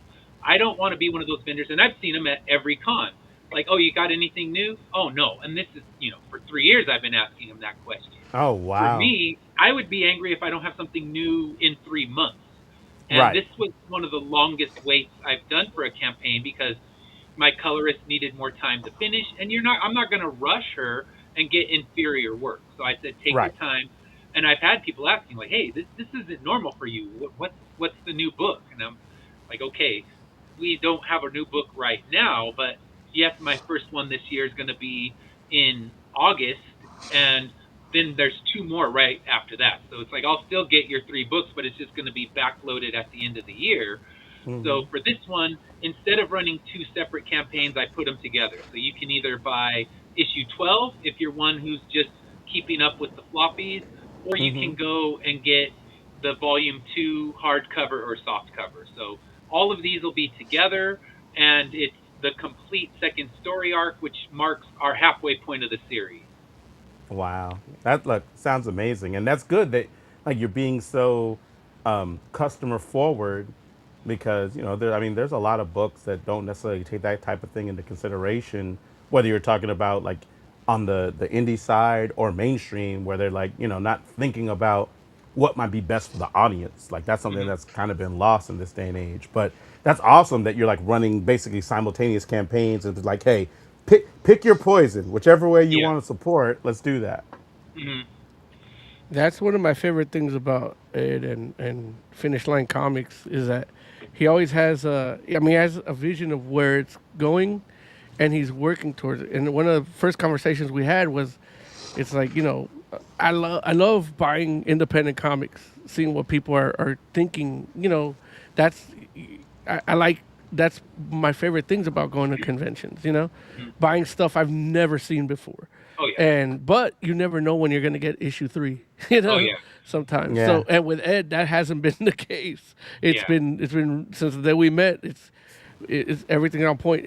Even him handling the social media aspect, promotion aspect, has been always on point, and I admire and respect that about Ed, and yeah, so I can't wait for issue 12 because yeah, it's been a little while Yeah, since we this got is it. my longest Yeah, gap because the last yeah, one I put out was Floaters, and that one, I mean, it has December on the cover, but it was really in hand and shipping in January, yeah, and it irks me to have such a long wait. But I also yeah, know when you're working with an art team and you're working with an artist you Right. trust, yeah, you want to give that time so that she can give you the best work instead of saying, yeah, no, I have a deadline and I expect the deadline to be met. That is the beauty of indie comics. And now she immediately finished issue 12 and is starting the new book that's going to be coming out next. So the Halloween release, she's working on that. And then what will be the third book, that's Immortal Era 13, and we're getting all the artwork done for that. So we'll still get our two issues of Immortal Era this year, but it's going to be a lot more in the back end of the year than in the front. Got you. Got you. I mean, like it's interesting because I know, and keeping in mind that like we here at Fantastic Forum, we're fans of course the medium in general, and because we've been doing this for a while, we obviously understand some of the business side of things and like Mm-hmm. like the creation aspect of things just because again we've been reporting on these types of things for a while but Yeah. none of us here have actually like made a comic. Mm-hmm. And so it's like, can you speak a little bit about what that collaborative process is like, especially like, like being somebody that's like, okay, like I've written this thing. I know that, I got this story that I'm telling. Yeah. And then, then you're like working with your artist, you're working with Mm-hmm. like your penciler, you're working with your Yeah. colorist. Mm-hmm. It's like, speak a little bit to that and like what that's like. Cause I know like, you're basically talking about the whole push pull of things where it's like, Yeah. hey, you want things to come out when in your mind they're scheduled to come out, but Mm-hmm. art it turns out art isn't science. Art is No. art, right? So Exactly. speak Yeah. a little bit to what that collaboration is like and how it is that you individually like how you deal with that and how you basically navigate that throughout your creative process. I mean, I always start with end date in mind, and I'll tell the colorist, I'll tell the artist, this is the date that I'm looking for. So when I finish a script, the first step before it goes to anyone, I send it to the editor because I really don't want to send the artist something that's going to have fixes that are my fault. Mm-hmm. So I send it to the editor. They give me kind of the feedback. Maybe I need to switch a page here or there. And then once the editor's gone through it, the pencils, and it goes to my artist who does the pencils and inks. And it's with Immortal Era, I've been working with the same artist for a lot of years, so it's a little easier process because Right. he kind of knows what I'm looking for. And Right. with the colorist I work with, I started with her on issue 7, so there was a lot bigger learning curve because I had worked with one particular colorist for the first 6 issues, and we finally got kind of all the feel that we wanted to get.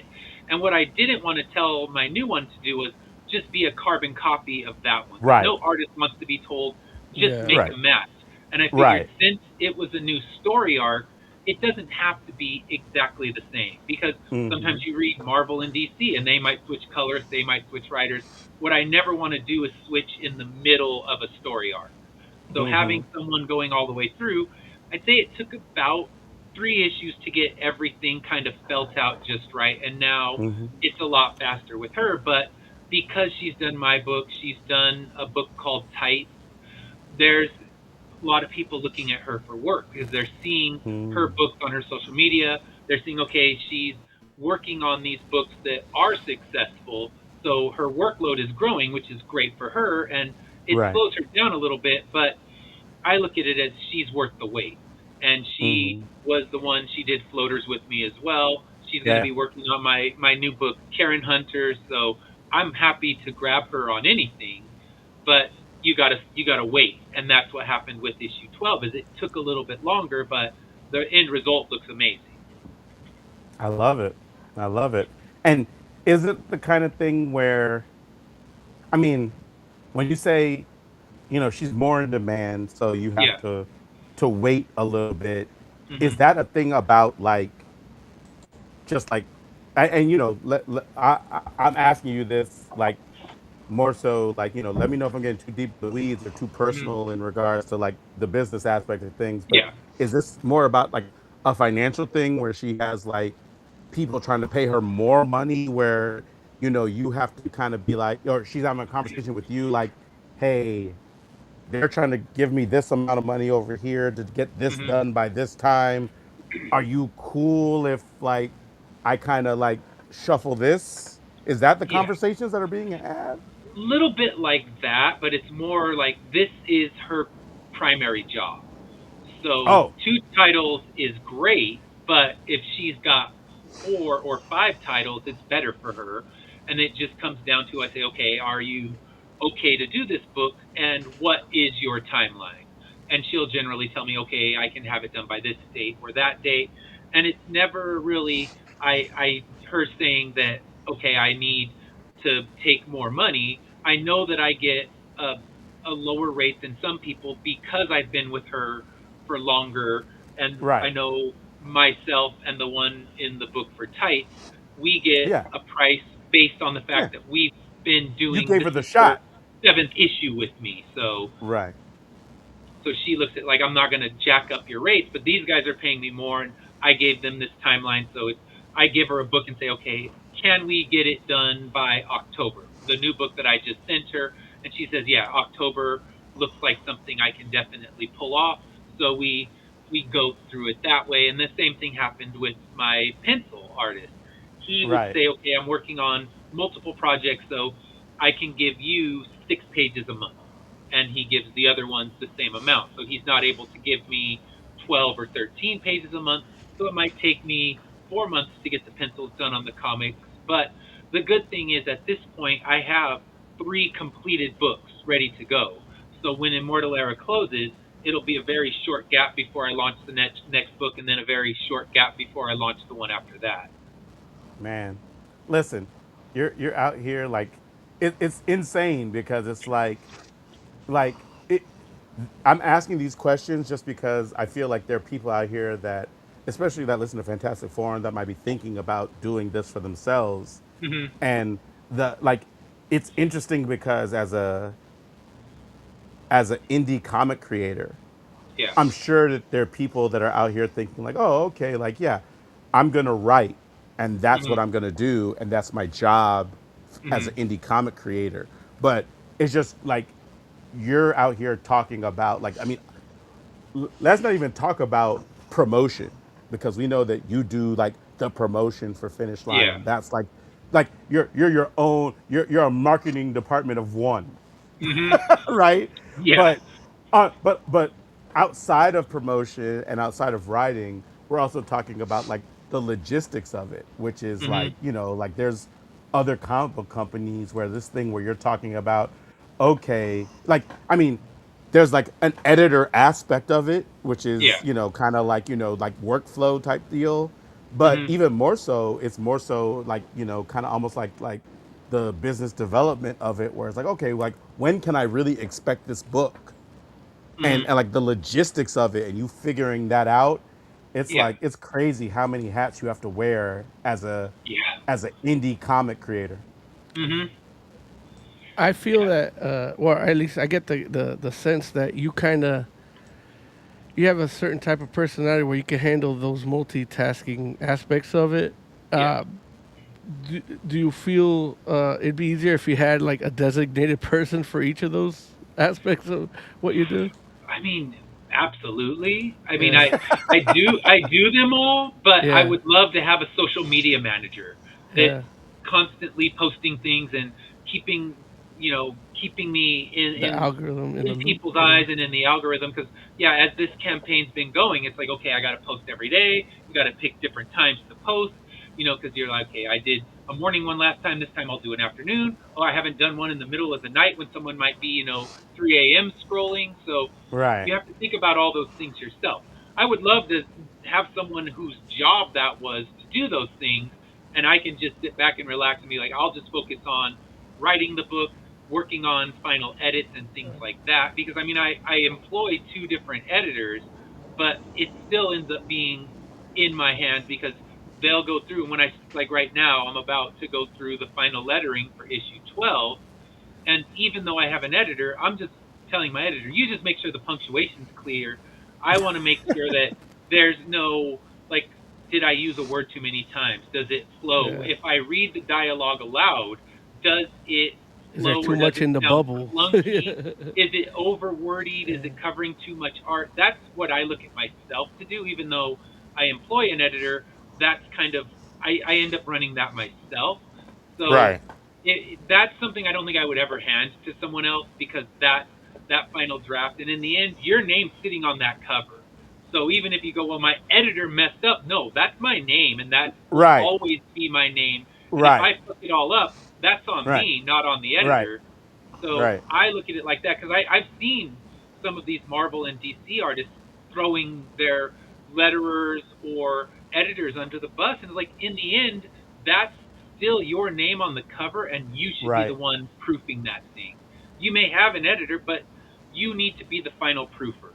And the It's true. fact that this is a big company and they're just going to be like, well, no, my editor or my letterer messed up. I gave them a clean script. Like, no, my script is never flawless, and there's going to be grammar, punctuation things that I miss, and that's what I look for my editor to do. Like, make sure Right. that the everything grammar, punctuation is clean, because you don't want to fall into that indie stigma of, oh, indie books are sloppy. Like, Right. some are, but you're not going to catch me in that one because I'm Right. also a teacher, and that'd be an insult to, here Right. I am telling my students to write better, and I got missing commas, and I'm using the wrong verb tenses. That would be Right. that'd be like, all right, I'm gonna have some kid come up to me because I've been teaching now 27 years, so I got kids who have It's gone through insane. college, and they're gonna be like, man, you really botched that. You were trying to teach me how to write, and look at this flop. they're gonna have to. They're gonna look at their essays. They're gonna have you re-edit their essays. Yeah. Can you give me a different grade now? Like, yeah, Right. remember that Right. essay you marked Yeah, all up and said wasn't good enough? Well, look at yeah, this. So yeah. yeah, I look at that's what I want my editor to do at the end. But I'm the one. I will always go through and read it aloud. Read it aloud like you're reading a play. So you know when you're reading something aloud if it flows well, and that's Right. what I'm looking for with that final draft. And I'm fortunate to have a very patient letterer where there's some letters that are like you get one edit and that's it, and then after that you have to pay again. Where my Mm-hmm. letterer is like he also wants the best possible thing, and That's he's a amazing. writer himself. He writes his own books, so he'll say like maybe this would flow a little bit better this way. So he'll give little tips and Oh, nice. suggestions, That's and amazing. it's nice to have someone who is a writer but would never compromise the story because yeah, I don't think she would say this. And you have someone like that, but in the end, it's my final read through that kind of determines what's going to happen. Right. Listen, I will say it's so interesting just because, like, talking about process, and this is something Hmm. that, like, obviously you got to be deep in the weeds and love comics Yeah. in a particular way Hmm. to be having these kinds of conversations. Yeah. And I was actually talking to an editor at Comic Con Hmm. where, I was just like showing my appreciation for her Hmm. just because, like, especially like even when you're talking about people that love comics, Yeah. when they, obviously writers and artists get a lot of fanfare when it comes to comic books. Hmm. And when we talk about unsung heroes, even many comic book fans will still only go to like the letterers and the colorists at that point. Yeah. Editors aren't people that get a lot of like love in regards to like what they do and what they bring to the process. Yeah. And so to hear you talk about like your editor and how they help, but then also talking about like your letterer and talking about like what it is that they bring to the process because they are a writer themselves. It's like Yeah. it's insane just because it's like this whole thing is such a collaborative process. And It is. like when you actually end up looking at what it is that ends up on the page and how Hmm. many different people come together to make that happen, Oh yeah. especially at this level, because it's like obviously like the same thing happens with like things like movies and TV, Hmm. but movies and TV get a whole different level of fanfare than Yeah. comic books do. Hmm. And so it's just like the fact that there are people out here that are like unsung heroes in that space. Oh They're like, yeah. my hat's off. And the fact that, you're out here like basically managing all this on your own as Hmm. as an indie comic creator, it's amazing, man. So Yeah. It's listen, it's a lot of fun. I mean, that's the thing. You have to do it because you love it. And you have to. going through this process, it's very collaborative. And if you want an uncollaborative system, write a novel. That is Right. you and your editor. I mean, the editors That's are just still real. very important in that, but True. it's a big team, and Right. everyone on the team, you don't want to look down on any piece of the team because Right. every piece of the team is working toward Yeah. making your It's vital. your product the best. Because in the end, all their names are in there and you don't Indeed. want It's your true. legacy to be a legacy of slop. Indeed. Yeah, it's like a Indeed. resume. Like that's a resume that you don't even Right. send out. Like Yeah. it's Right. just there. Um, Right. how one question I had too is Hmm. how is the because the economy's been a little weird. How Hmm. is that affecting you as like an independent comic creator and essentially salesman because you're selling your stuff, man? How's that affecting? Is that if it's affecting? It's had a big effect. I mean, I look at I went through COVID as a creator because I met you guys right before COVID went Yeah, the down. It was shutdown. at Yeah. We were at Long Beach Comic Con and that was in I think January or Hmm. February, and then everything fell apart from that point. And I've seen even with COVID, the economy was still decent because everybody's getting these stimulus checks, and it was, at this point the economy was good. Kickstarters were thriving, and now we're hitting a different thing where gas is $5 plus a gallon if you're in California, and what are the things you're going to cut when you're going to the grocery store and you're going to the Right. pump? It's that comic, and I have received messages from some of my regulars that are saying like, I really wish I could help you on this one, but I'm really having a tough financial Right. situation. I see the same things at cons. I mean, San Diego Comic Con aside, Yeah. that one's an outlier because it's always going to be a Yeah. big Right. economy. People are going there. It's their vacation of the year, so they're Right. saving up Right. for it. But if you go to a smaller con, you're seeing a lot less attendance, and the sales you get are a lot smaller. Where you people will come in, they'll hear my pitch, they'll be very enthusiastic about the book, but they will, where in the past they would have bought the full trade, they're saying, well, I love it. I'm going to buy issue one and, Right. at least give you a little bit of help. Or maybe they're like, I'm going to buy a couple stickers. I love your ideas, but I don't have it right now. So it's, it's definitely a trickier economy to navigate right now. And this Kickstarter has had, it's been the hardest one I've run. Where most every Kickstarter I've run before this would have been well funded by the point we're at. Now we're 3 days left, and it still needs about 1,300 left. I'm not saying that's Wow. impossible, but it's Right. going Right. to be a huge push where I've done this is my fifth podcast this week. So I'm going out and just Because it is. promoting. And I mean, I'm lucky I have 5 people willing to let me come on. So that's Oh. definitely a great thing. But it's just, you have to work double hard to get the same Right. results is what it's at right Right. now. Right. Well, listen, Ed. Look. Just know that you're a friend of Fantastic Forum. We're always welcome to have you on because you like we think of you as one of us.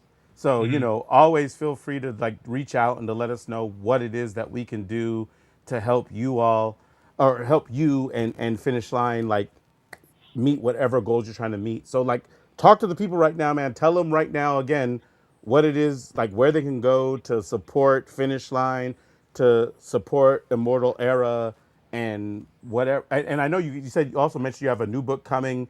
If you Yes. want to speak to that too, feel free to Sure. like pump like pitch all that stuff right now. All right. So first off, Immortal Era. That's the book that's up right now. And if you don't know what it's about, it is about a world that's 200 years in the future where every person has gained immortality. And this immortality didn't come with any kind of powers or abilities. So people in this world still age, they still get sick, but there's a group of people who have found a way to master immortality. So they are able to freeze their age, they're able to gain power every year. And what we get is a battle. Right now, we're at the midpoint of the book and we are seeing this huge conflict between a coven of witches who have mastered immortality and our group of heroes who are just trying to restore the natural life cycle. And my final words are always they want to save humanity by killing them. So this is our halfway point. Huge repercussions to this entire universe. So we're going to see a lot of big things happen that will move forward for the second half of the book. So this one right now is on Kickstarter. It's got 3 days left. You can choose between the soft cover, hardcover, or just the floppies of the book. And after this, I have a new series that's coming out. It's called Karen Hunters, and what it's about is uh, basically Karens that we see all on the media are actually demons, and they spread their seed through saliva. And if a Karen's saliva gets on you, your heart will shrivel up, a demon will hatch out of you, and you're going to go and try to destroy people. So the Karens are trying to destroy the world and take it over in their image. And there are a small group of people, like 1% of the population is immune to the Karen saliva, and they're out trying to kill all of the Karens in the world. So it's a 4-issue miniseries that's going to be launching right around Halloween. So it's kind of my goofy title. When I tell people about it, they're like, that's completely bonkers, but hopefully insane enough to be good is what I hope. Listen, it sounds bonkers. It does also sound insane enough to be good as well. Like so I'm all for it. Like, Lord knows that like I was all in on floaters. Hmm. I didn't even know Karen Hunters existed until today. And so I'm gonna need to mess with that too, just to try it out. You know what I'm saying? Well, listen, Hmm. I mean, I'm a support just to support, but Yeah. it sounds fun. So I it's love it. it's goofy. I try to make it silly without being just kind of over the top parody where it's got its silliness in there, but in addition to that, it's almost like I kind of compare it to like Ash versus Evil Dead. That's Yeah, that's the big inspiration for it, where it's bonkers but also telling kind of a horror story embedded in indeed. there. So Indeed. that's what I'm going for that. And then my next title is Dracula versus Sherlock Holmes. It's a 4-issue miniseries where I cross over, imagining Dracula ends with, instead of him going out like such a bitch, like he gets killed in a cart. I hate the ending of the Dracula one. So in my book, Dracula gets rescued.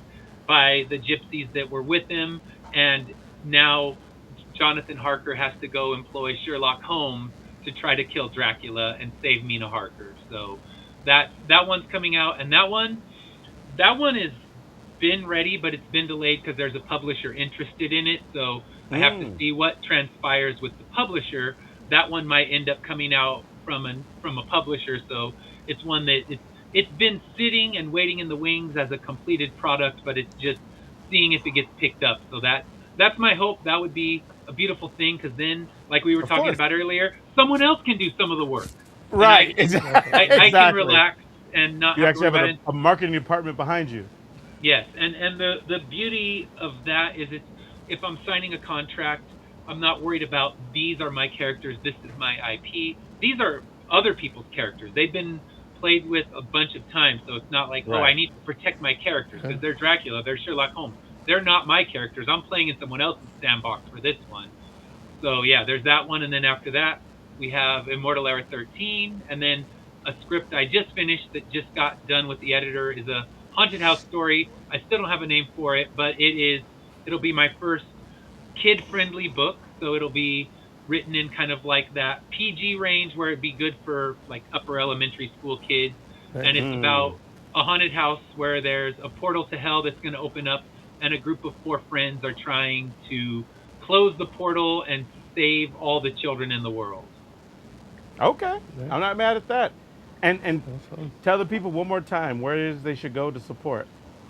So you can go to Kickstarter right now to support Immortal Era 13, and then on all of my social media, it's under Finish Line Comics. And if you follow me, I'm constantly posting, especially when a Kickstarter's up. There's a daily post to let you know, showing new art from the book.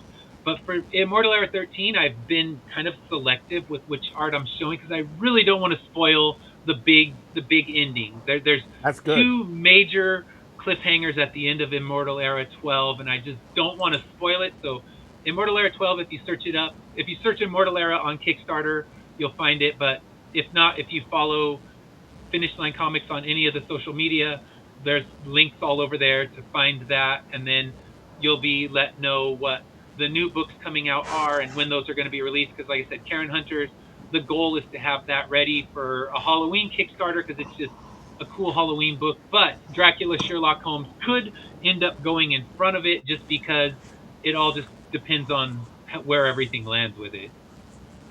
Sounds good. One last question. It Yeah. was I know this is one of the things I love about your campaigns, because and it's happened in the past where it's like you have a catch-up tier where you can get everything digitally up until the current issue. Are you Yeah. doing that in this Kickstarter as well? I am. So the Okay, good. catch-up tier in this one is Volume 1 and Volume 2. So you'll just get the two volumes, but that'll have all of the 12 issues. And it's also going to feature a short story that I did there's Tales from the Collective Initiative was Okay. a anthology that I was a part of, and they Yeah. asked me to write an original Immortal Era story.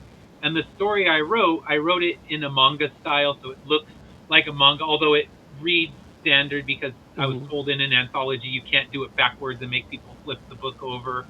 So it reads standard, but it does introduce one of our big players for the second story arc. So that story, since some people didn't get the collective story, I'm going to include that in the soft cover and the hardcover, as well as for all digital backers. So let's say you backed issue 13 and you just bought the floppy. Well, and for that, you'll be able to get the digital copy of that story included with your digital bundle, because all of the books, if you buy the physical, you always get the digital included with it for free, and that will be thrown into the digital bundle, because I want my digital readers or people that have only bought the floppies to also be able to read that story, because it has huge repercussions for what's going to go down in the third story arc. Nice. So, I mean, it's like if you just heard about it for the first time now, you can still take part in the campaign and not be lost, because you'll be caught up too. Yeah. You'll get all 12 issues, which includes there's a little 4-page epilogue in the first volume, and I'm going to make sure I put those in, because everything that happens in that epilogue is going to really affect the it affected the second story arc a little bit, but the third story arc it's going to have major effects on. So I like to throw subtle little things all throughout my writing. So one panel in issue 3 might seem inconsequential until you get to issue 15, and then all of a sudden it comes clear. Because I know in the end people are going to read it like a big graphic novel, Yeah. not like floppies, because that's how people read it generally in the end. Especially with you look at something like Sandman or Preacher, two of my favorite series. You don't really read the floppies of those anymore. You read Yeah. the volumes and read it all as one large story. When it's all said and done, you can read the large story and catch the hints I've been throwing all along. Sounds good, man. So, once again, One last ladies and- question. What do you Yeah. Oh, think go ahead. about Ryan Gosling as Ghost Rider? I don't know. I mean, I think it could be good. I mean, I'd love to see a good Ghost Rider movie. I haven't seen Ghost Rider 2, so I guess I'm guilty as well. You But too, you either. you've never told me I have to watch it, so in my No, defense, now you This have is to. how now I this have is to. how bad Next Ghost time I Rider come on 1 the was. show, it's going to be like, wait, Moses' first question, like, did you watch Ghost Rider 2? Yeah. And if not, we're going to press that eject button, and I go backstage Litmus again. test. When I run into your LA Comic Con, that's the first question I'm gonna. First question. I'm gonna All right, ask. I will watch it before LA Comic Con because I guess that's Halloween. See, So that see, should be Larry, he's willing to do it. You got to do it too. Look, Of I'll course, do if I it. don't, Larry's gonna be like, "See, he didn't watch it either." Yeah. Listen, Well, we'll see chances are where that- they land. Chances by are Larry's not Halloween, gonna go I'll to have LA watched Comic it. Con either. Yeah. I'll have watched it by then, but look, I'm not thinking it's going to be good. I don't have high hopes, I don't. but I'll But watch it just for the sake of it because my I wife's believe making in me watch Moses. the Twilight movies right now, so it can't be worse than that. Listen, I agree. Look, I believe Ghost Rider 2 is better than Twilight. It has Well, to look, be. Twilight might be better than some of those X-Men movies. Sadly. Whoa, how dare you? How dare Because you? it's like it's a family of powered beings. If you just think of that, like it's like, hey, that's a better X-Men movie than. This is why we don't mess with him. This is right here. This is why we don't watch Ghost Rider 2. Because he's talking nonsense. Nonsense! How dare you? So, Ed, thank you so much for taking the time to come on, man. And like I said, you have an open invitation. Whenever you want to come through, just let us know. Appreciate that. And you know, we're always wishing you the best in regards to everything happening at Finish Line Comics. So, folks, please go ahead, support Ed Davis, support Finish Line Comics. They got their campaign going on right now. You can go ahead and check them out on Kickstarter. Let's make it happen and get them to their goals. Yes. All right, my man. We'll talk right. to you soon, and hopefully we'll get to hang out in the near future. Yeah. LA Comic Con, I know for sure. So hopefully we will see Done. you there. Awesome. Love it. Thanks so much, man. All right. Thank you again. Always appreciate Later. you guys. Yeah. All right. So we do have some pictures from our time at friggin' at San Diego Comic-Con, which, oh Lord, look, I know. Oh, listen, do one of you want to tell us about this picture? I don't know, man. Just hit play and get rid of the overlay. Oh, there it is. Boom, dude. I hit play. Done. Look, there it is. Who are all these people? I know. Look, I know half of them. Well, I told you to watch a show on HBO called Chespirito. You would know if you watched that show, but you didn't watch it. Yeah, and so hence why I'm asking the question. It's an old, mean- it's an old like kind of sitcom, kind of. I want to call it a sitcom, but it was kind of like almost like a anthology show. Like they had 3 different types of stories of people living in a neighborhood in a Mexican neighborhood, you know. So you had like the kids, and then you had a superhero aspect, which is a Chapulín Colorado, the dude dressed in red, the red grasshopper, you know. Okay. And then you had like, you know, the 2 dudes that were like the thugs, you know, like your Jane That's the Silent whole Bob cast. Yeah, so that was like the whole cast. They just got together and took a picture. I'm not mad Like, at that. That's did cool. you take a picture just to be like, I know I gotta ask these guys about this. Well, I recognized some of the people. I didn't recognize all of them, and so I was like, oh, like, you know, look, I was like, let me take the picture because I was like, dude, like, I'm like, I know this is important, but I don't know the full relevance. And I'm like, dude, we should. So I want to historically, ask. it's like it's one of like Latin America's greatest contributions to the world, like Mexico in particular. But I think it Nice. was like a Colombian television station that syndicated it. You know. So what it Right. is? So but yeah, it's basically like it's a dude that like the story is actually a really cool story where the dude was like the name Chespirito comes because he's like he wanted to be a writer, so they call him like Shakespeare Ito, like he's little Shakespeare, you know. Okay. And so he was doing like these little like stage shows in the plazas on the street, and then eventually he got like a movie deal and he cheated on his wife and all this. It's a whole drama thing. So the show on HBO is actually his son telling his father's story on how he came to success doing the show, and the son plays his dad. in it. Nice. Yeah. No, look, it sounds awesome. It sounds really So awesome. if you don't watch, I mean, I understand you don't watch the actual show because you know it's in Spanish and you hate Spanish people, but I don't hate Spanish people. yeah, I know you do. And then, but I you like know you HBO. do. You like HBO, and then HBO you could just turn it in English and like Yeah. Oh, so is it all in Spanish? Yeah, the show is like, actually made by HBO Latino, like in Mexico. So it's And it like just has what? It has subtitles? no, they have a dub, like Oh, they have a dub. yeah. Should I mess with the dub or should I just watch the subtitles? I prefer dub because I like if I wanted to read, I get a fucking book, you know. Like Got it. I want to see the details. I care about lighting, framing, like the composition of the shot. And when I'm reading shit, it takes away from that. So I prefer not having subtitles at all. Got it.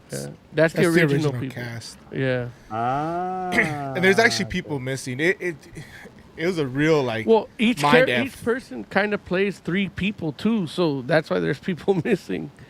Because like that fat guy with the glasses and the mustache, like he plays three different people. That's crazy. The guy on the far left? Yeah. It's Oh, weird, man. like when you get the scenes of them in the school because they're supposed to be like little kids, but they are like they're obviously like in their 40s. Right, Yeah. right. And they're like the middle guy's a teacher, and the two people in the front are the kids. But then so like that fat guy plays another kid too. So like, and then there's another dude that plays with a a kid mustache.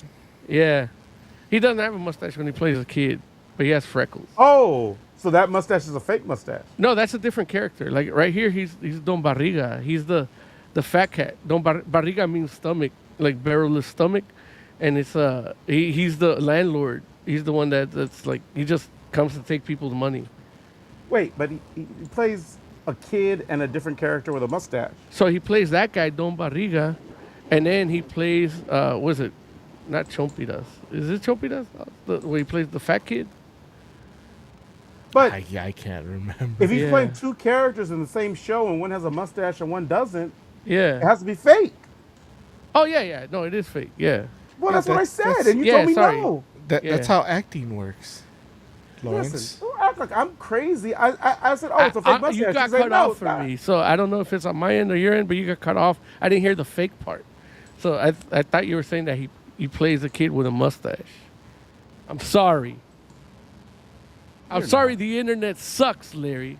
I'm sorry. you were- T-Mobile had an outage. If you were sorry, I'd feel it, but you're not. It's okay. Okay, so we're going along. You want to tell us about this, Mo? I might be on a delay because I'm still seeing the same picture. I'm still seeing the same picture too. Oh, I'm sorry. There, He just hit play. Oh yeah. that's my fault. Oh, that's when we went to the pinball room, and we got to play Oh, that. Yeah. So so apparently there's a new Metallica pinball machine that Stearns is making, and they didn't have there, but they had a banner, and yeah, I'm debating. I was studying that banner because like I think it's either Pusshead that drew it or John Baisley. John Baisley drew this. nice. Right tattoo. Oh, your tattoo? Hold on. Oh, okay. So, Well, you got talking to the mic though. You definitely see your tattoo.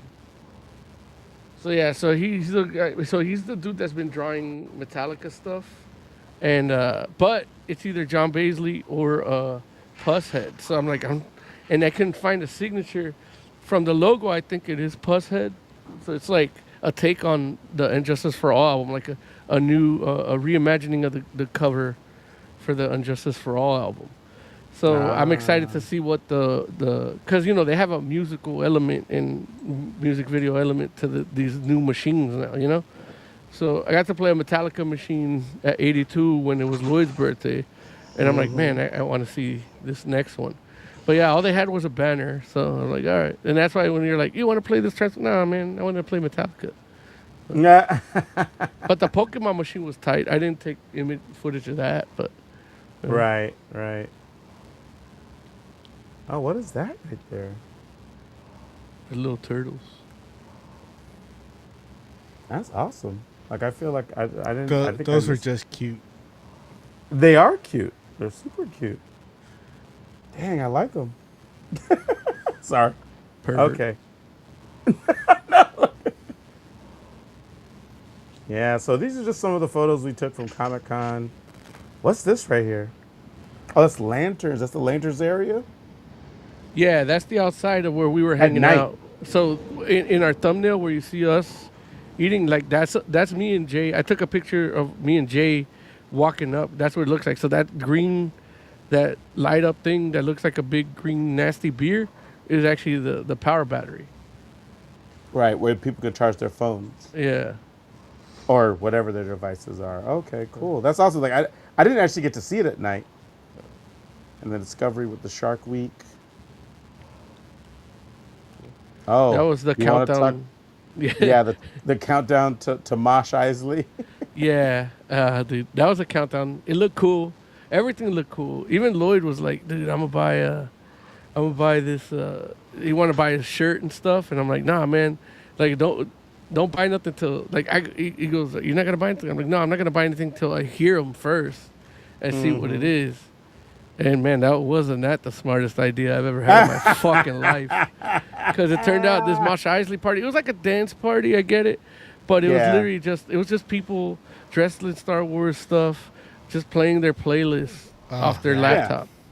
And I was like, yeah, like it was supposed to be like, all their imagery is like, they have like an Operation Ivy shirt that looks like, and that's like, kind of ska punk. Like I'm down with that. I like that. I'm not a huge Operation Ivy fan. I'm more of a Rancid guy, but it had like, the logo is a striking logo, and the mask, it had the face like a Mandalorian. I'm like, oh, that's tight. Yeah. No, It's a great logo. They had like a Misfit skull that looked like Darth Maul, which that to me, like, that's two of my favorite things. Of course I would buy that. Not after hearing the music.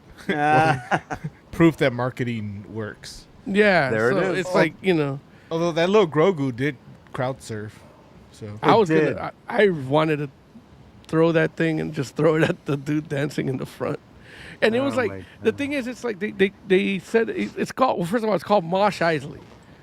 If you say something with Mosh in it, like, I need to get a little edge in the music, you know what I mean? Right. So the punk they played like 2000s emo punk, which I can get with, but even the choices they made, like Blink-182 has a song called A New Hope about Star Wars. They didn't play that song, you know?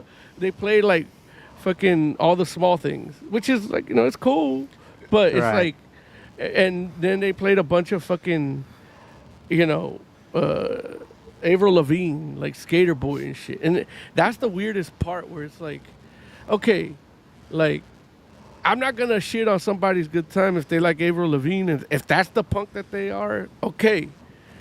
It's like, maybe Avril I'm an Lavigne old punk? fuck. Maybe I'm too old for this shit.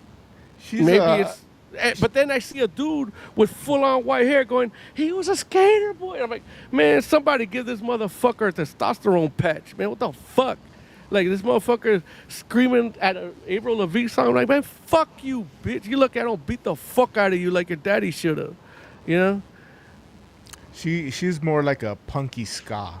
Yeah, look, I don't care. Like, I think she's actually talented. No, I'm answering Oh, no, Lawrence's she's question. talented. Oh. Nobody. I says actually she's not like that talented. song, but it's not. Yeah, no, it's the not what I song is expected great. at that show. It just is it punk? Is the question. By the way, Is this image is very deceptive, because this is when we walked in, Right. and I thought she was DJing, and what they were playing before that timer ran down was actually kind of cool.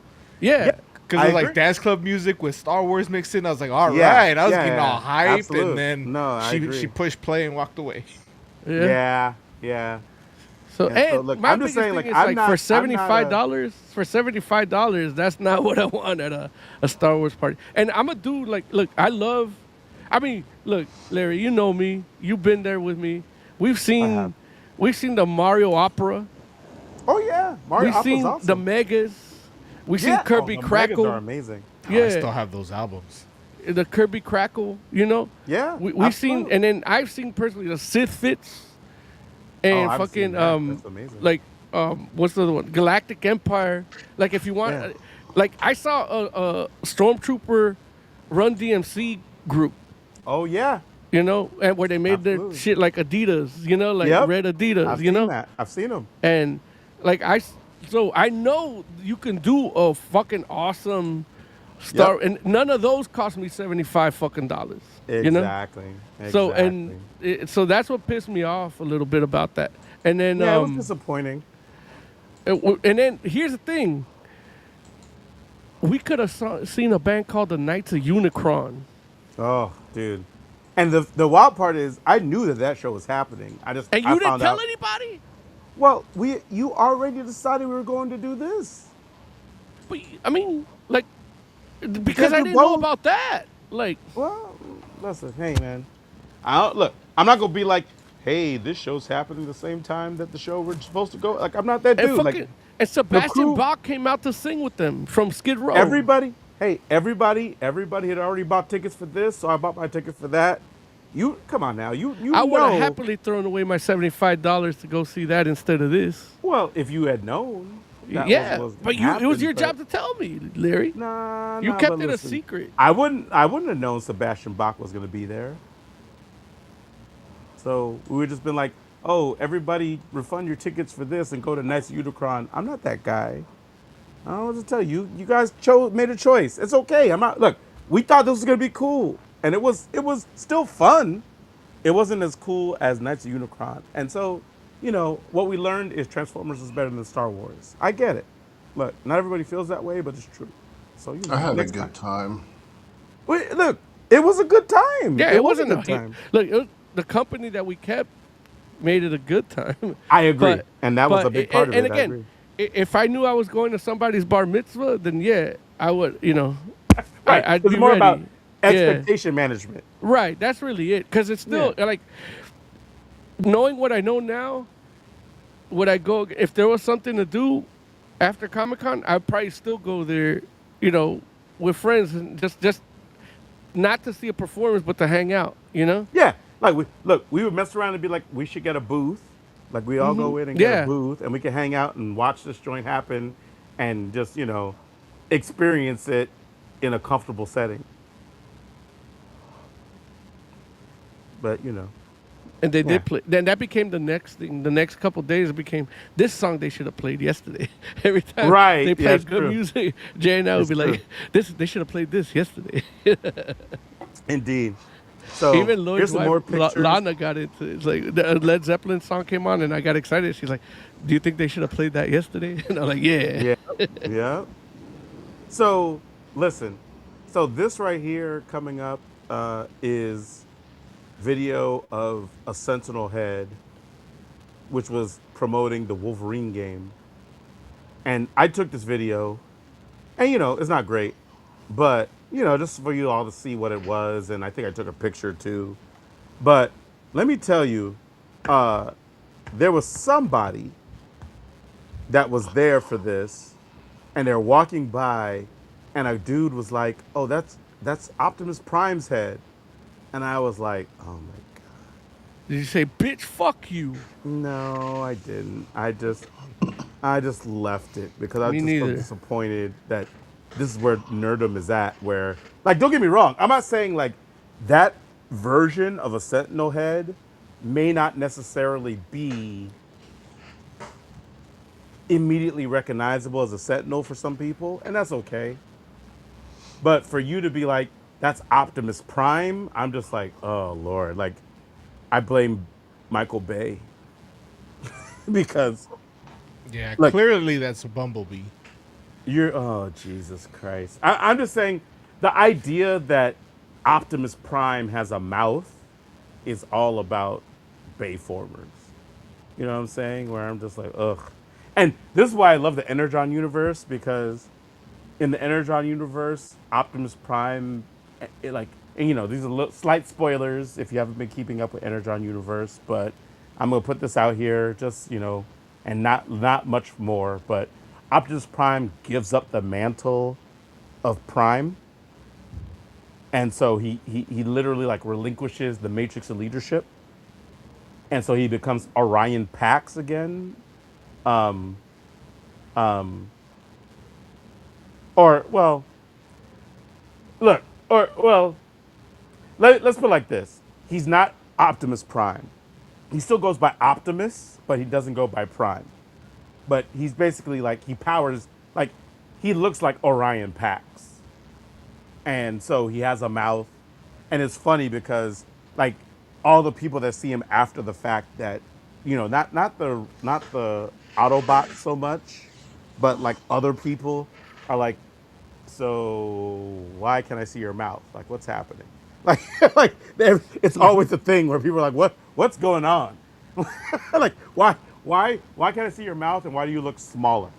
You know, Do they think he's a space knight? he's not that small. He's still a Autobot. Like he's still a robot. And he's not even like tiny. He's just not as big as Optimus is. So because how Transformers go. Like Yeah. Optimus is pretty big, but there's like if you look at like say for instance like a what's a good like a Trailbreaker. Like Trailbreaker's not small in relation to Autobots. He's just smaller than Optimus Prime. He's probably like Trailbreaker size. So it's like okay, for those that know Transformers like that. But when I heard Oh, when I heard that this nice. fool was like that's Optimus Prime's head, I was just like it just like I just hung my head and shook it and didn't say anything because I was like, this is where nerds are at, huh? Where we can't tell Optimus Prime from random generic Sentinel. Oh, and then I'm gonna actually put the audio on so you can hear this next part because this is like a person playing the violin, and I was like, oh, that's Oh, pretty I awesome. know who that guy is. You know What this guy? is Uh it? oh. Is it dude with the dreads? I don't hear nothing.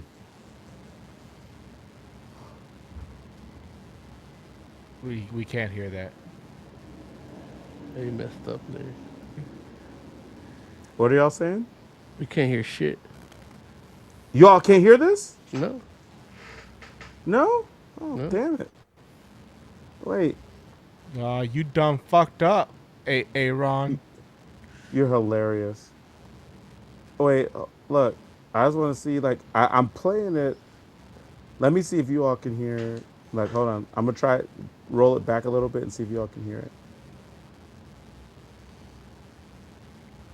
I don't hear shit. No, it's not. I'm rolling it back. I haven't played it yet. Can you all hear that? Nope. Damn it. Still don't hear shit.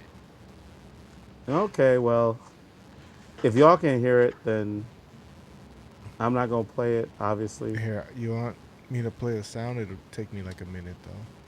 No, it's I okay. gotta Like, I'm re-download surprised. it, and because this is very important to you.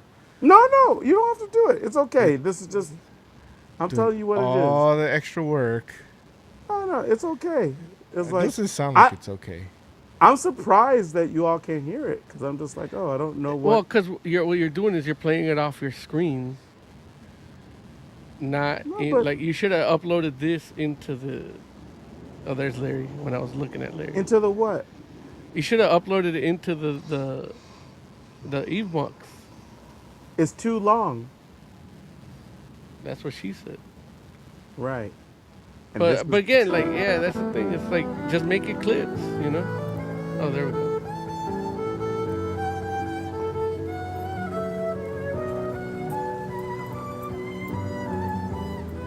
You should be playing the video while I'm playing this. But Nah, because now he has to sync it up. Right. How am I? Like, I don't know how to do that. Wait. So what are you playing it from, Oz? His video version. But he's running it through a soundboard. yeah, Like, But you don't have a then- soundboard. So whatever you're playing, we can't hear because your sound input is just your microphone, not your system, not your computer. You need a Oh, soundboard got to it. do that. That's why Got it. that needs to be uploaded into the Eve Mux. At least just that little it's clip. It's too long. No, just that little clip of the violin guy. Like, if you want it to be heard, I'll Moses, show you too long if you don't take care, you don't watch out. It's too long, Moses. I'll show you too Anyway. long. So, but y'all heard how beautiful the violin was. So I was like, oh man, this alien is playing the violin. That's awesome. I met we another got- violin guy too. He was awesome. But I didn't I didn't send it to you guys. Okay, well, I mean, thanks for bringing it up.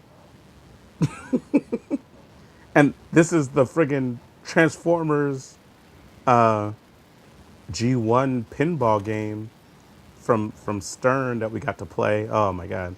Listen, I love this game so much. That's why you I need it. motherfuckers need to be buying shirts and shit because Larry needs this in his house. I do. Listen, Yeah. please. It's just $12,000. It is, and I need the $12,000 version So because I can't. Take and plummet. Tugboat buy 12,000 shirts because I want Please. one too. Listen, it's so fun, and I'm hoping they have it at 82. I gotta call them and find out. I think they'll get it if they don't already have it, but it's amazing. And Tell yeah, them to it's tell them we'll pay for it together, but they let us drink there and play for free. there it is. They're gonna lose And, money. Right, they will. You're right. And so who wants to look? Mo, talk about this moment. Okay, so there's a biopic for fucking Green Day called Nimrods, and they had a fucking ice cream truck giving away ice cream, but people are just waiting in line. Nobody's giving away ice cream, and we're looking for a Magic the Gathering event, and we don't. We're like, they're like, "Are you here for Green Day?" I'm like, "No, we're here for Magic the Gathering." She's like, "Oh, I don't know what that is," but the internet's going to buzz because Green Day's going to play at 3. There's a surprise show, and then we walked all around looking for this Magic the Gathering thing, and then we went back to see Green Day, and like, well, we Right. might as well see Green Day, and yeah, Billy Joe Armstrong came out and he did a medley of 2 songs acoustically, and then gave everybody a bunch of shirts and ice cream. And That's watching Billy Joe acoustically live, like that's like a one of in a lifetime thing because they don't perform like that as a band. He doesn't Right. do that. He doesn't go on tour like that. Like you're never gonna see that. So for me, it was like, dude, like is punk rock really just folk rock but with distortion? Like, because it's like it reminded me of something I would have heard in like as a hippie in the 60s, but it's a Right. punk rock song from the 90s, you know? Now, granted, he's not singing, like Anarchy in the UK or whatever, But yeah, it was a great moment for me. I got a little emotional because, like, man, this, like, especially the songs he chose to play, like, that's like my childhood. Like, this, Right.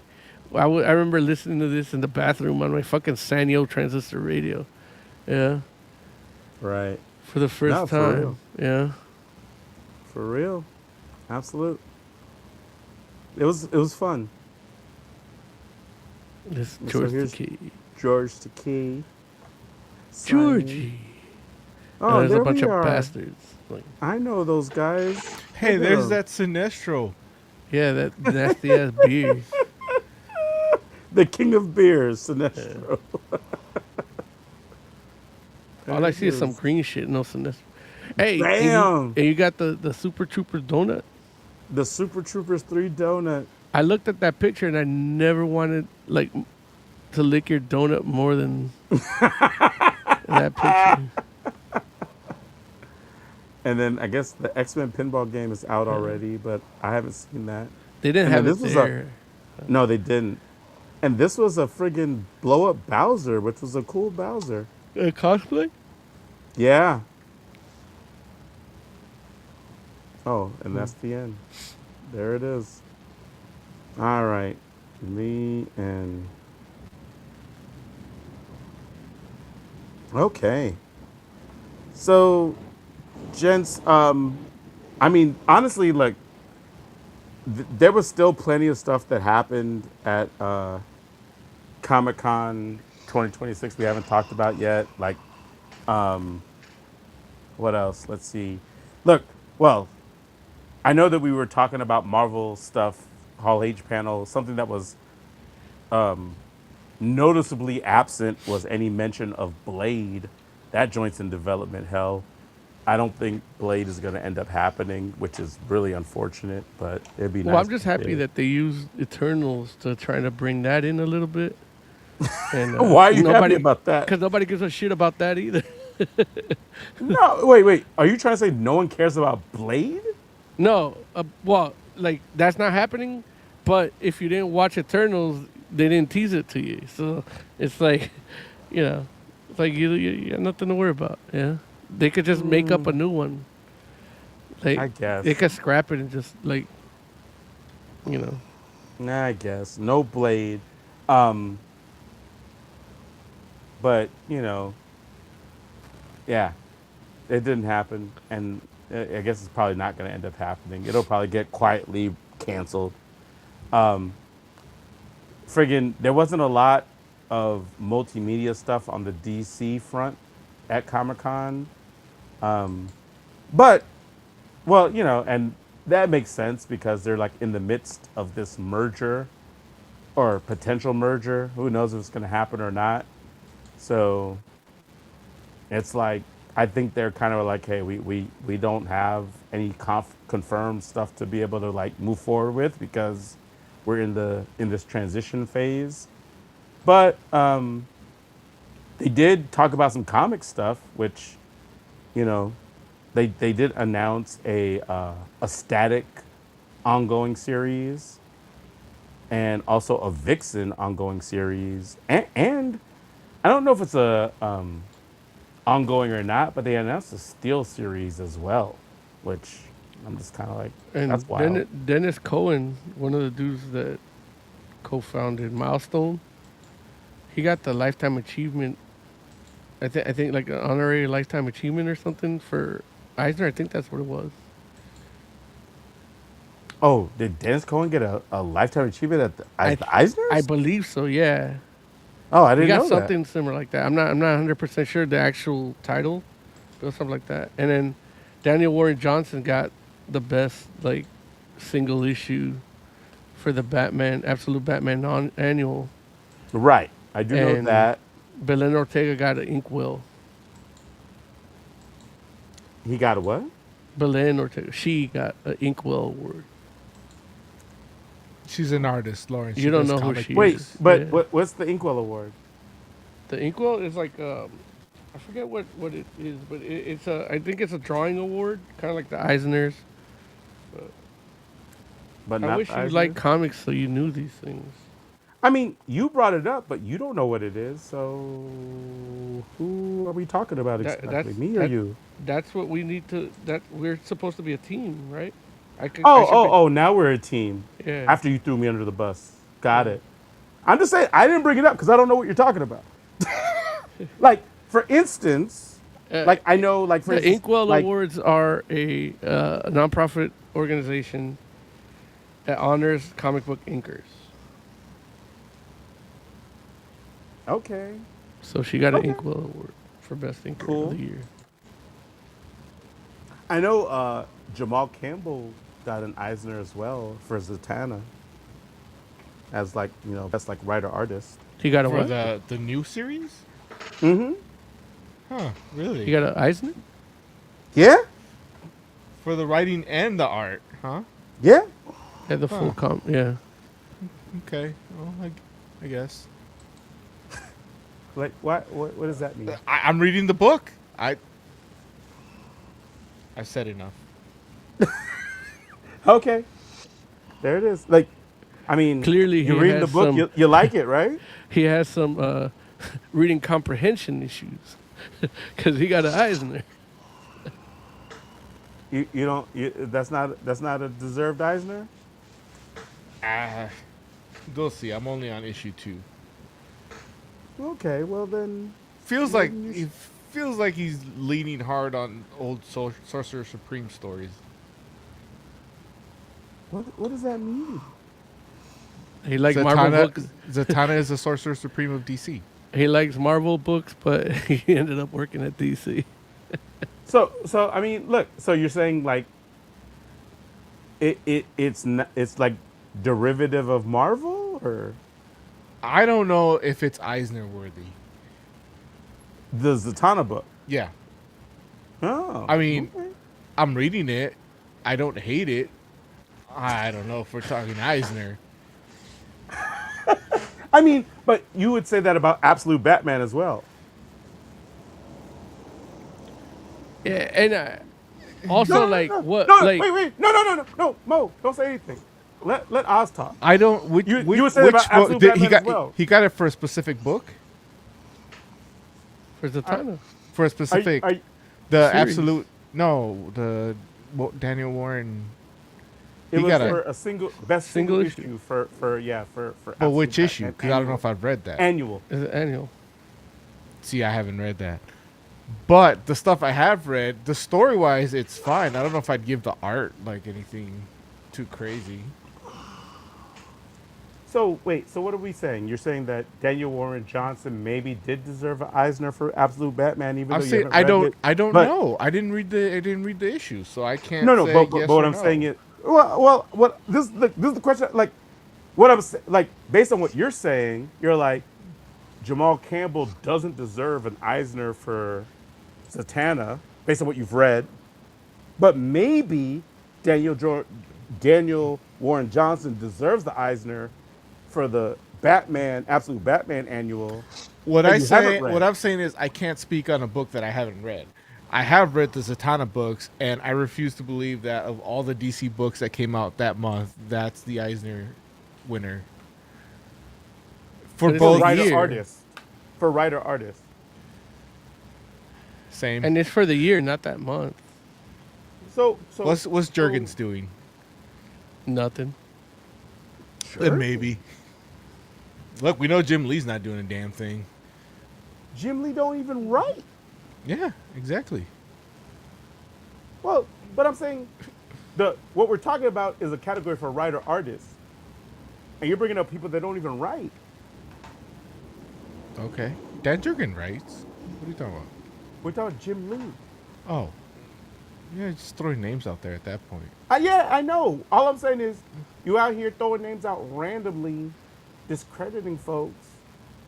When you're That's like, what I was gonna ask him. I'm not discrediting him compared to other people. I'm discrediting him Well, I'm just compared saying, to his for a own book- work that for a I've book- read. For a book you've actually read that you're like, I'm not sure that's Eisner worthy. So tell me, what DC book you're reading right now that's better than Zatanna that should get an Eisner? Green Lantern Corps.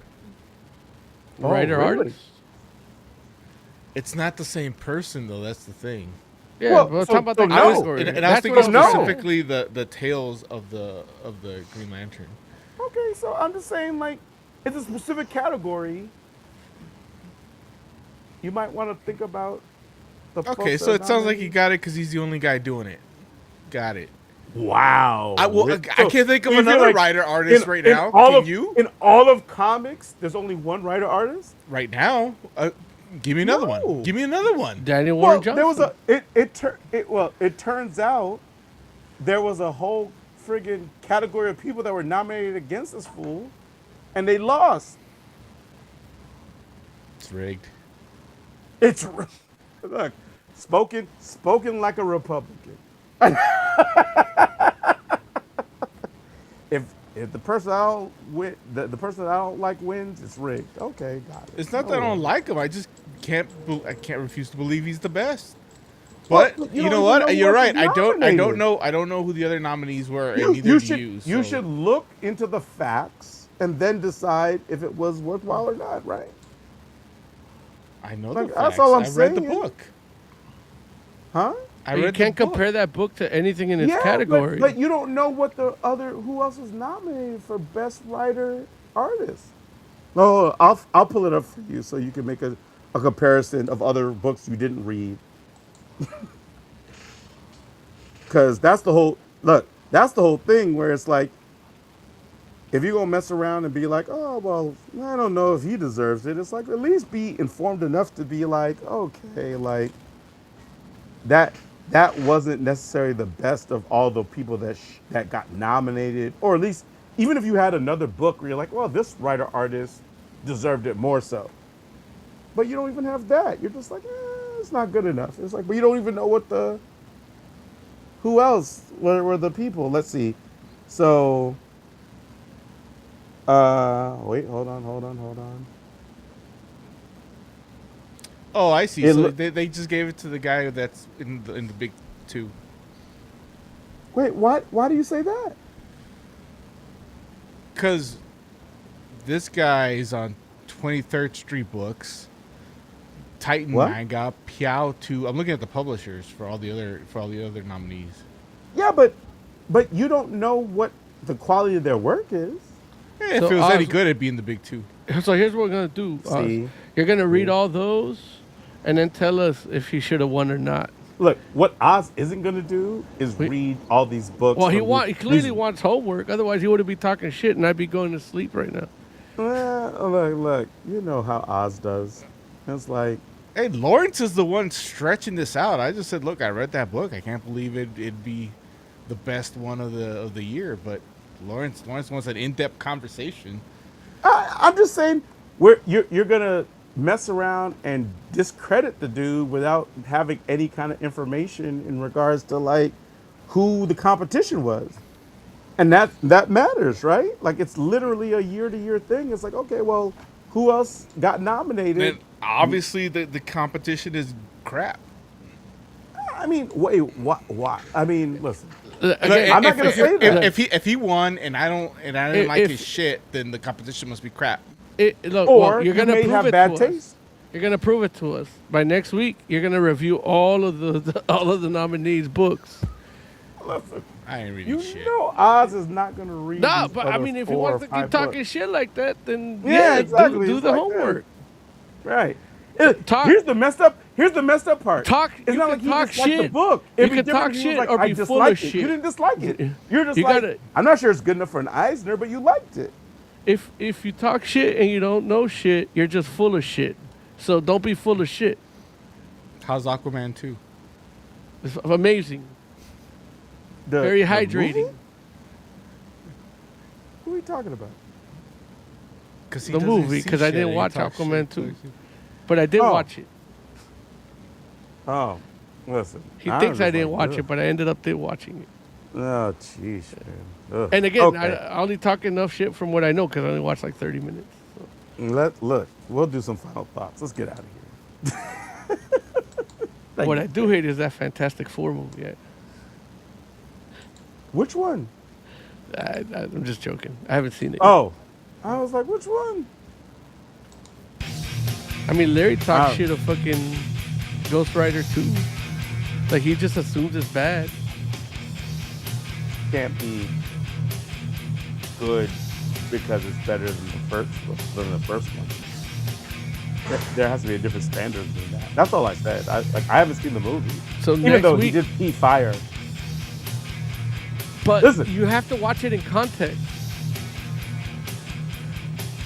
Listen, all I know is like, I love Transformers more than I love Ghost Rider, and when I saw Bumblebee pee on a person, I was just like, this is some bullshit. So, and he was only peeing oil. Now you're full of shit too. How? Because it wasn't Bumblebee that peed on him, was it? Oh, which one was it? I don't know. What Transformer peed on a person? I thought it was Jazz. I think it was Bumblebee, Okay. I but hope it wasn't Jazz. they had the 2 other Autobots. Oh yeah, those Yeah. step and fetch it robots. Yeah. Yeah, they're the worst. Ugh, golly, so bad. Like you thought Star Wars Episode 1 was full of like racial ridiculousness. That Transformers movie, ugh, so bad. Golly, man. And All right, so next week we're gonna review everything that was on the Eisners and see if it was if it should have been. we're gonna read every comic nominated for an Eisner. I love it. Anyway, Jay, give me some final thoughts, buddy.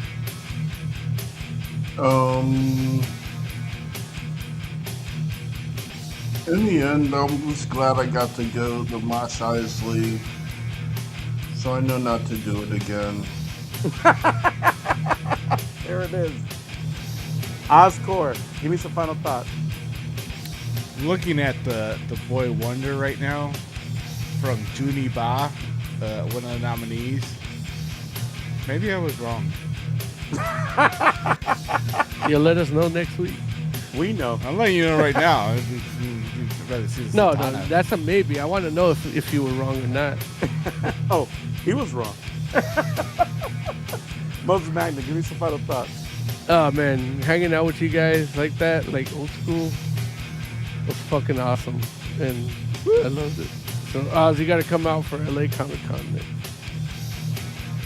You can stay on my couch. Comic-Con, Oz. We already decided. I There it mean, is. My You can family, stay- my family lives there in LA. You can stay at my shed. You stay at his shed? Is that what you said? Hey, my shed, yeah, next to the Okay, there turtle. it is. There it is. God, these books are terrible. Writer artist is tough, my friend. For the entire Fantastic Forum, thank you all so much for hanging out with us. We do appreciate you. We'll be back next week. If there's something you want to see, let us know. We'll listen. We're the Fantastic Forum. Have a good night.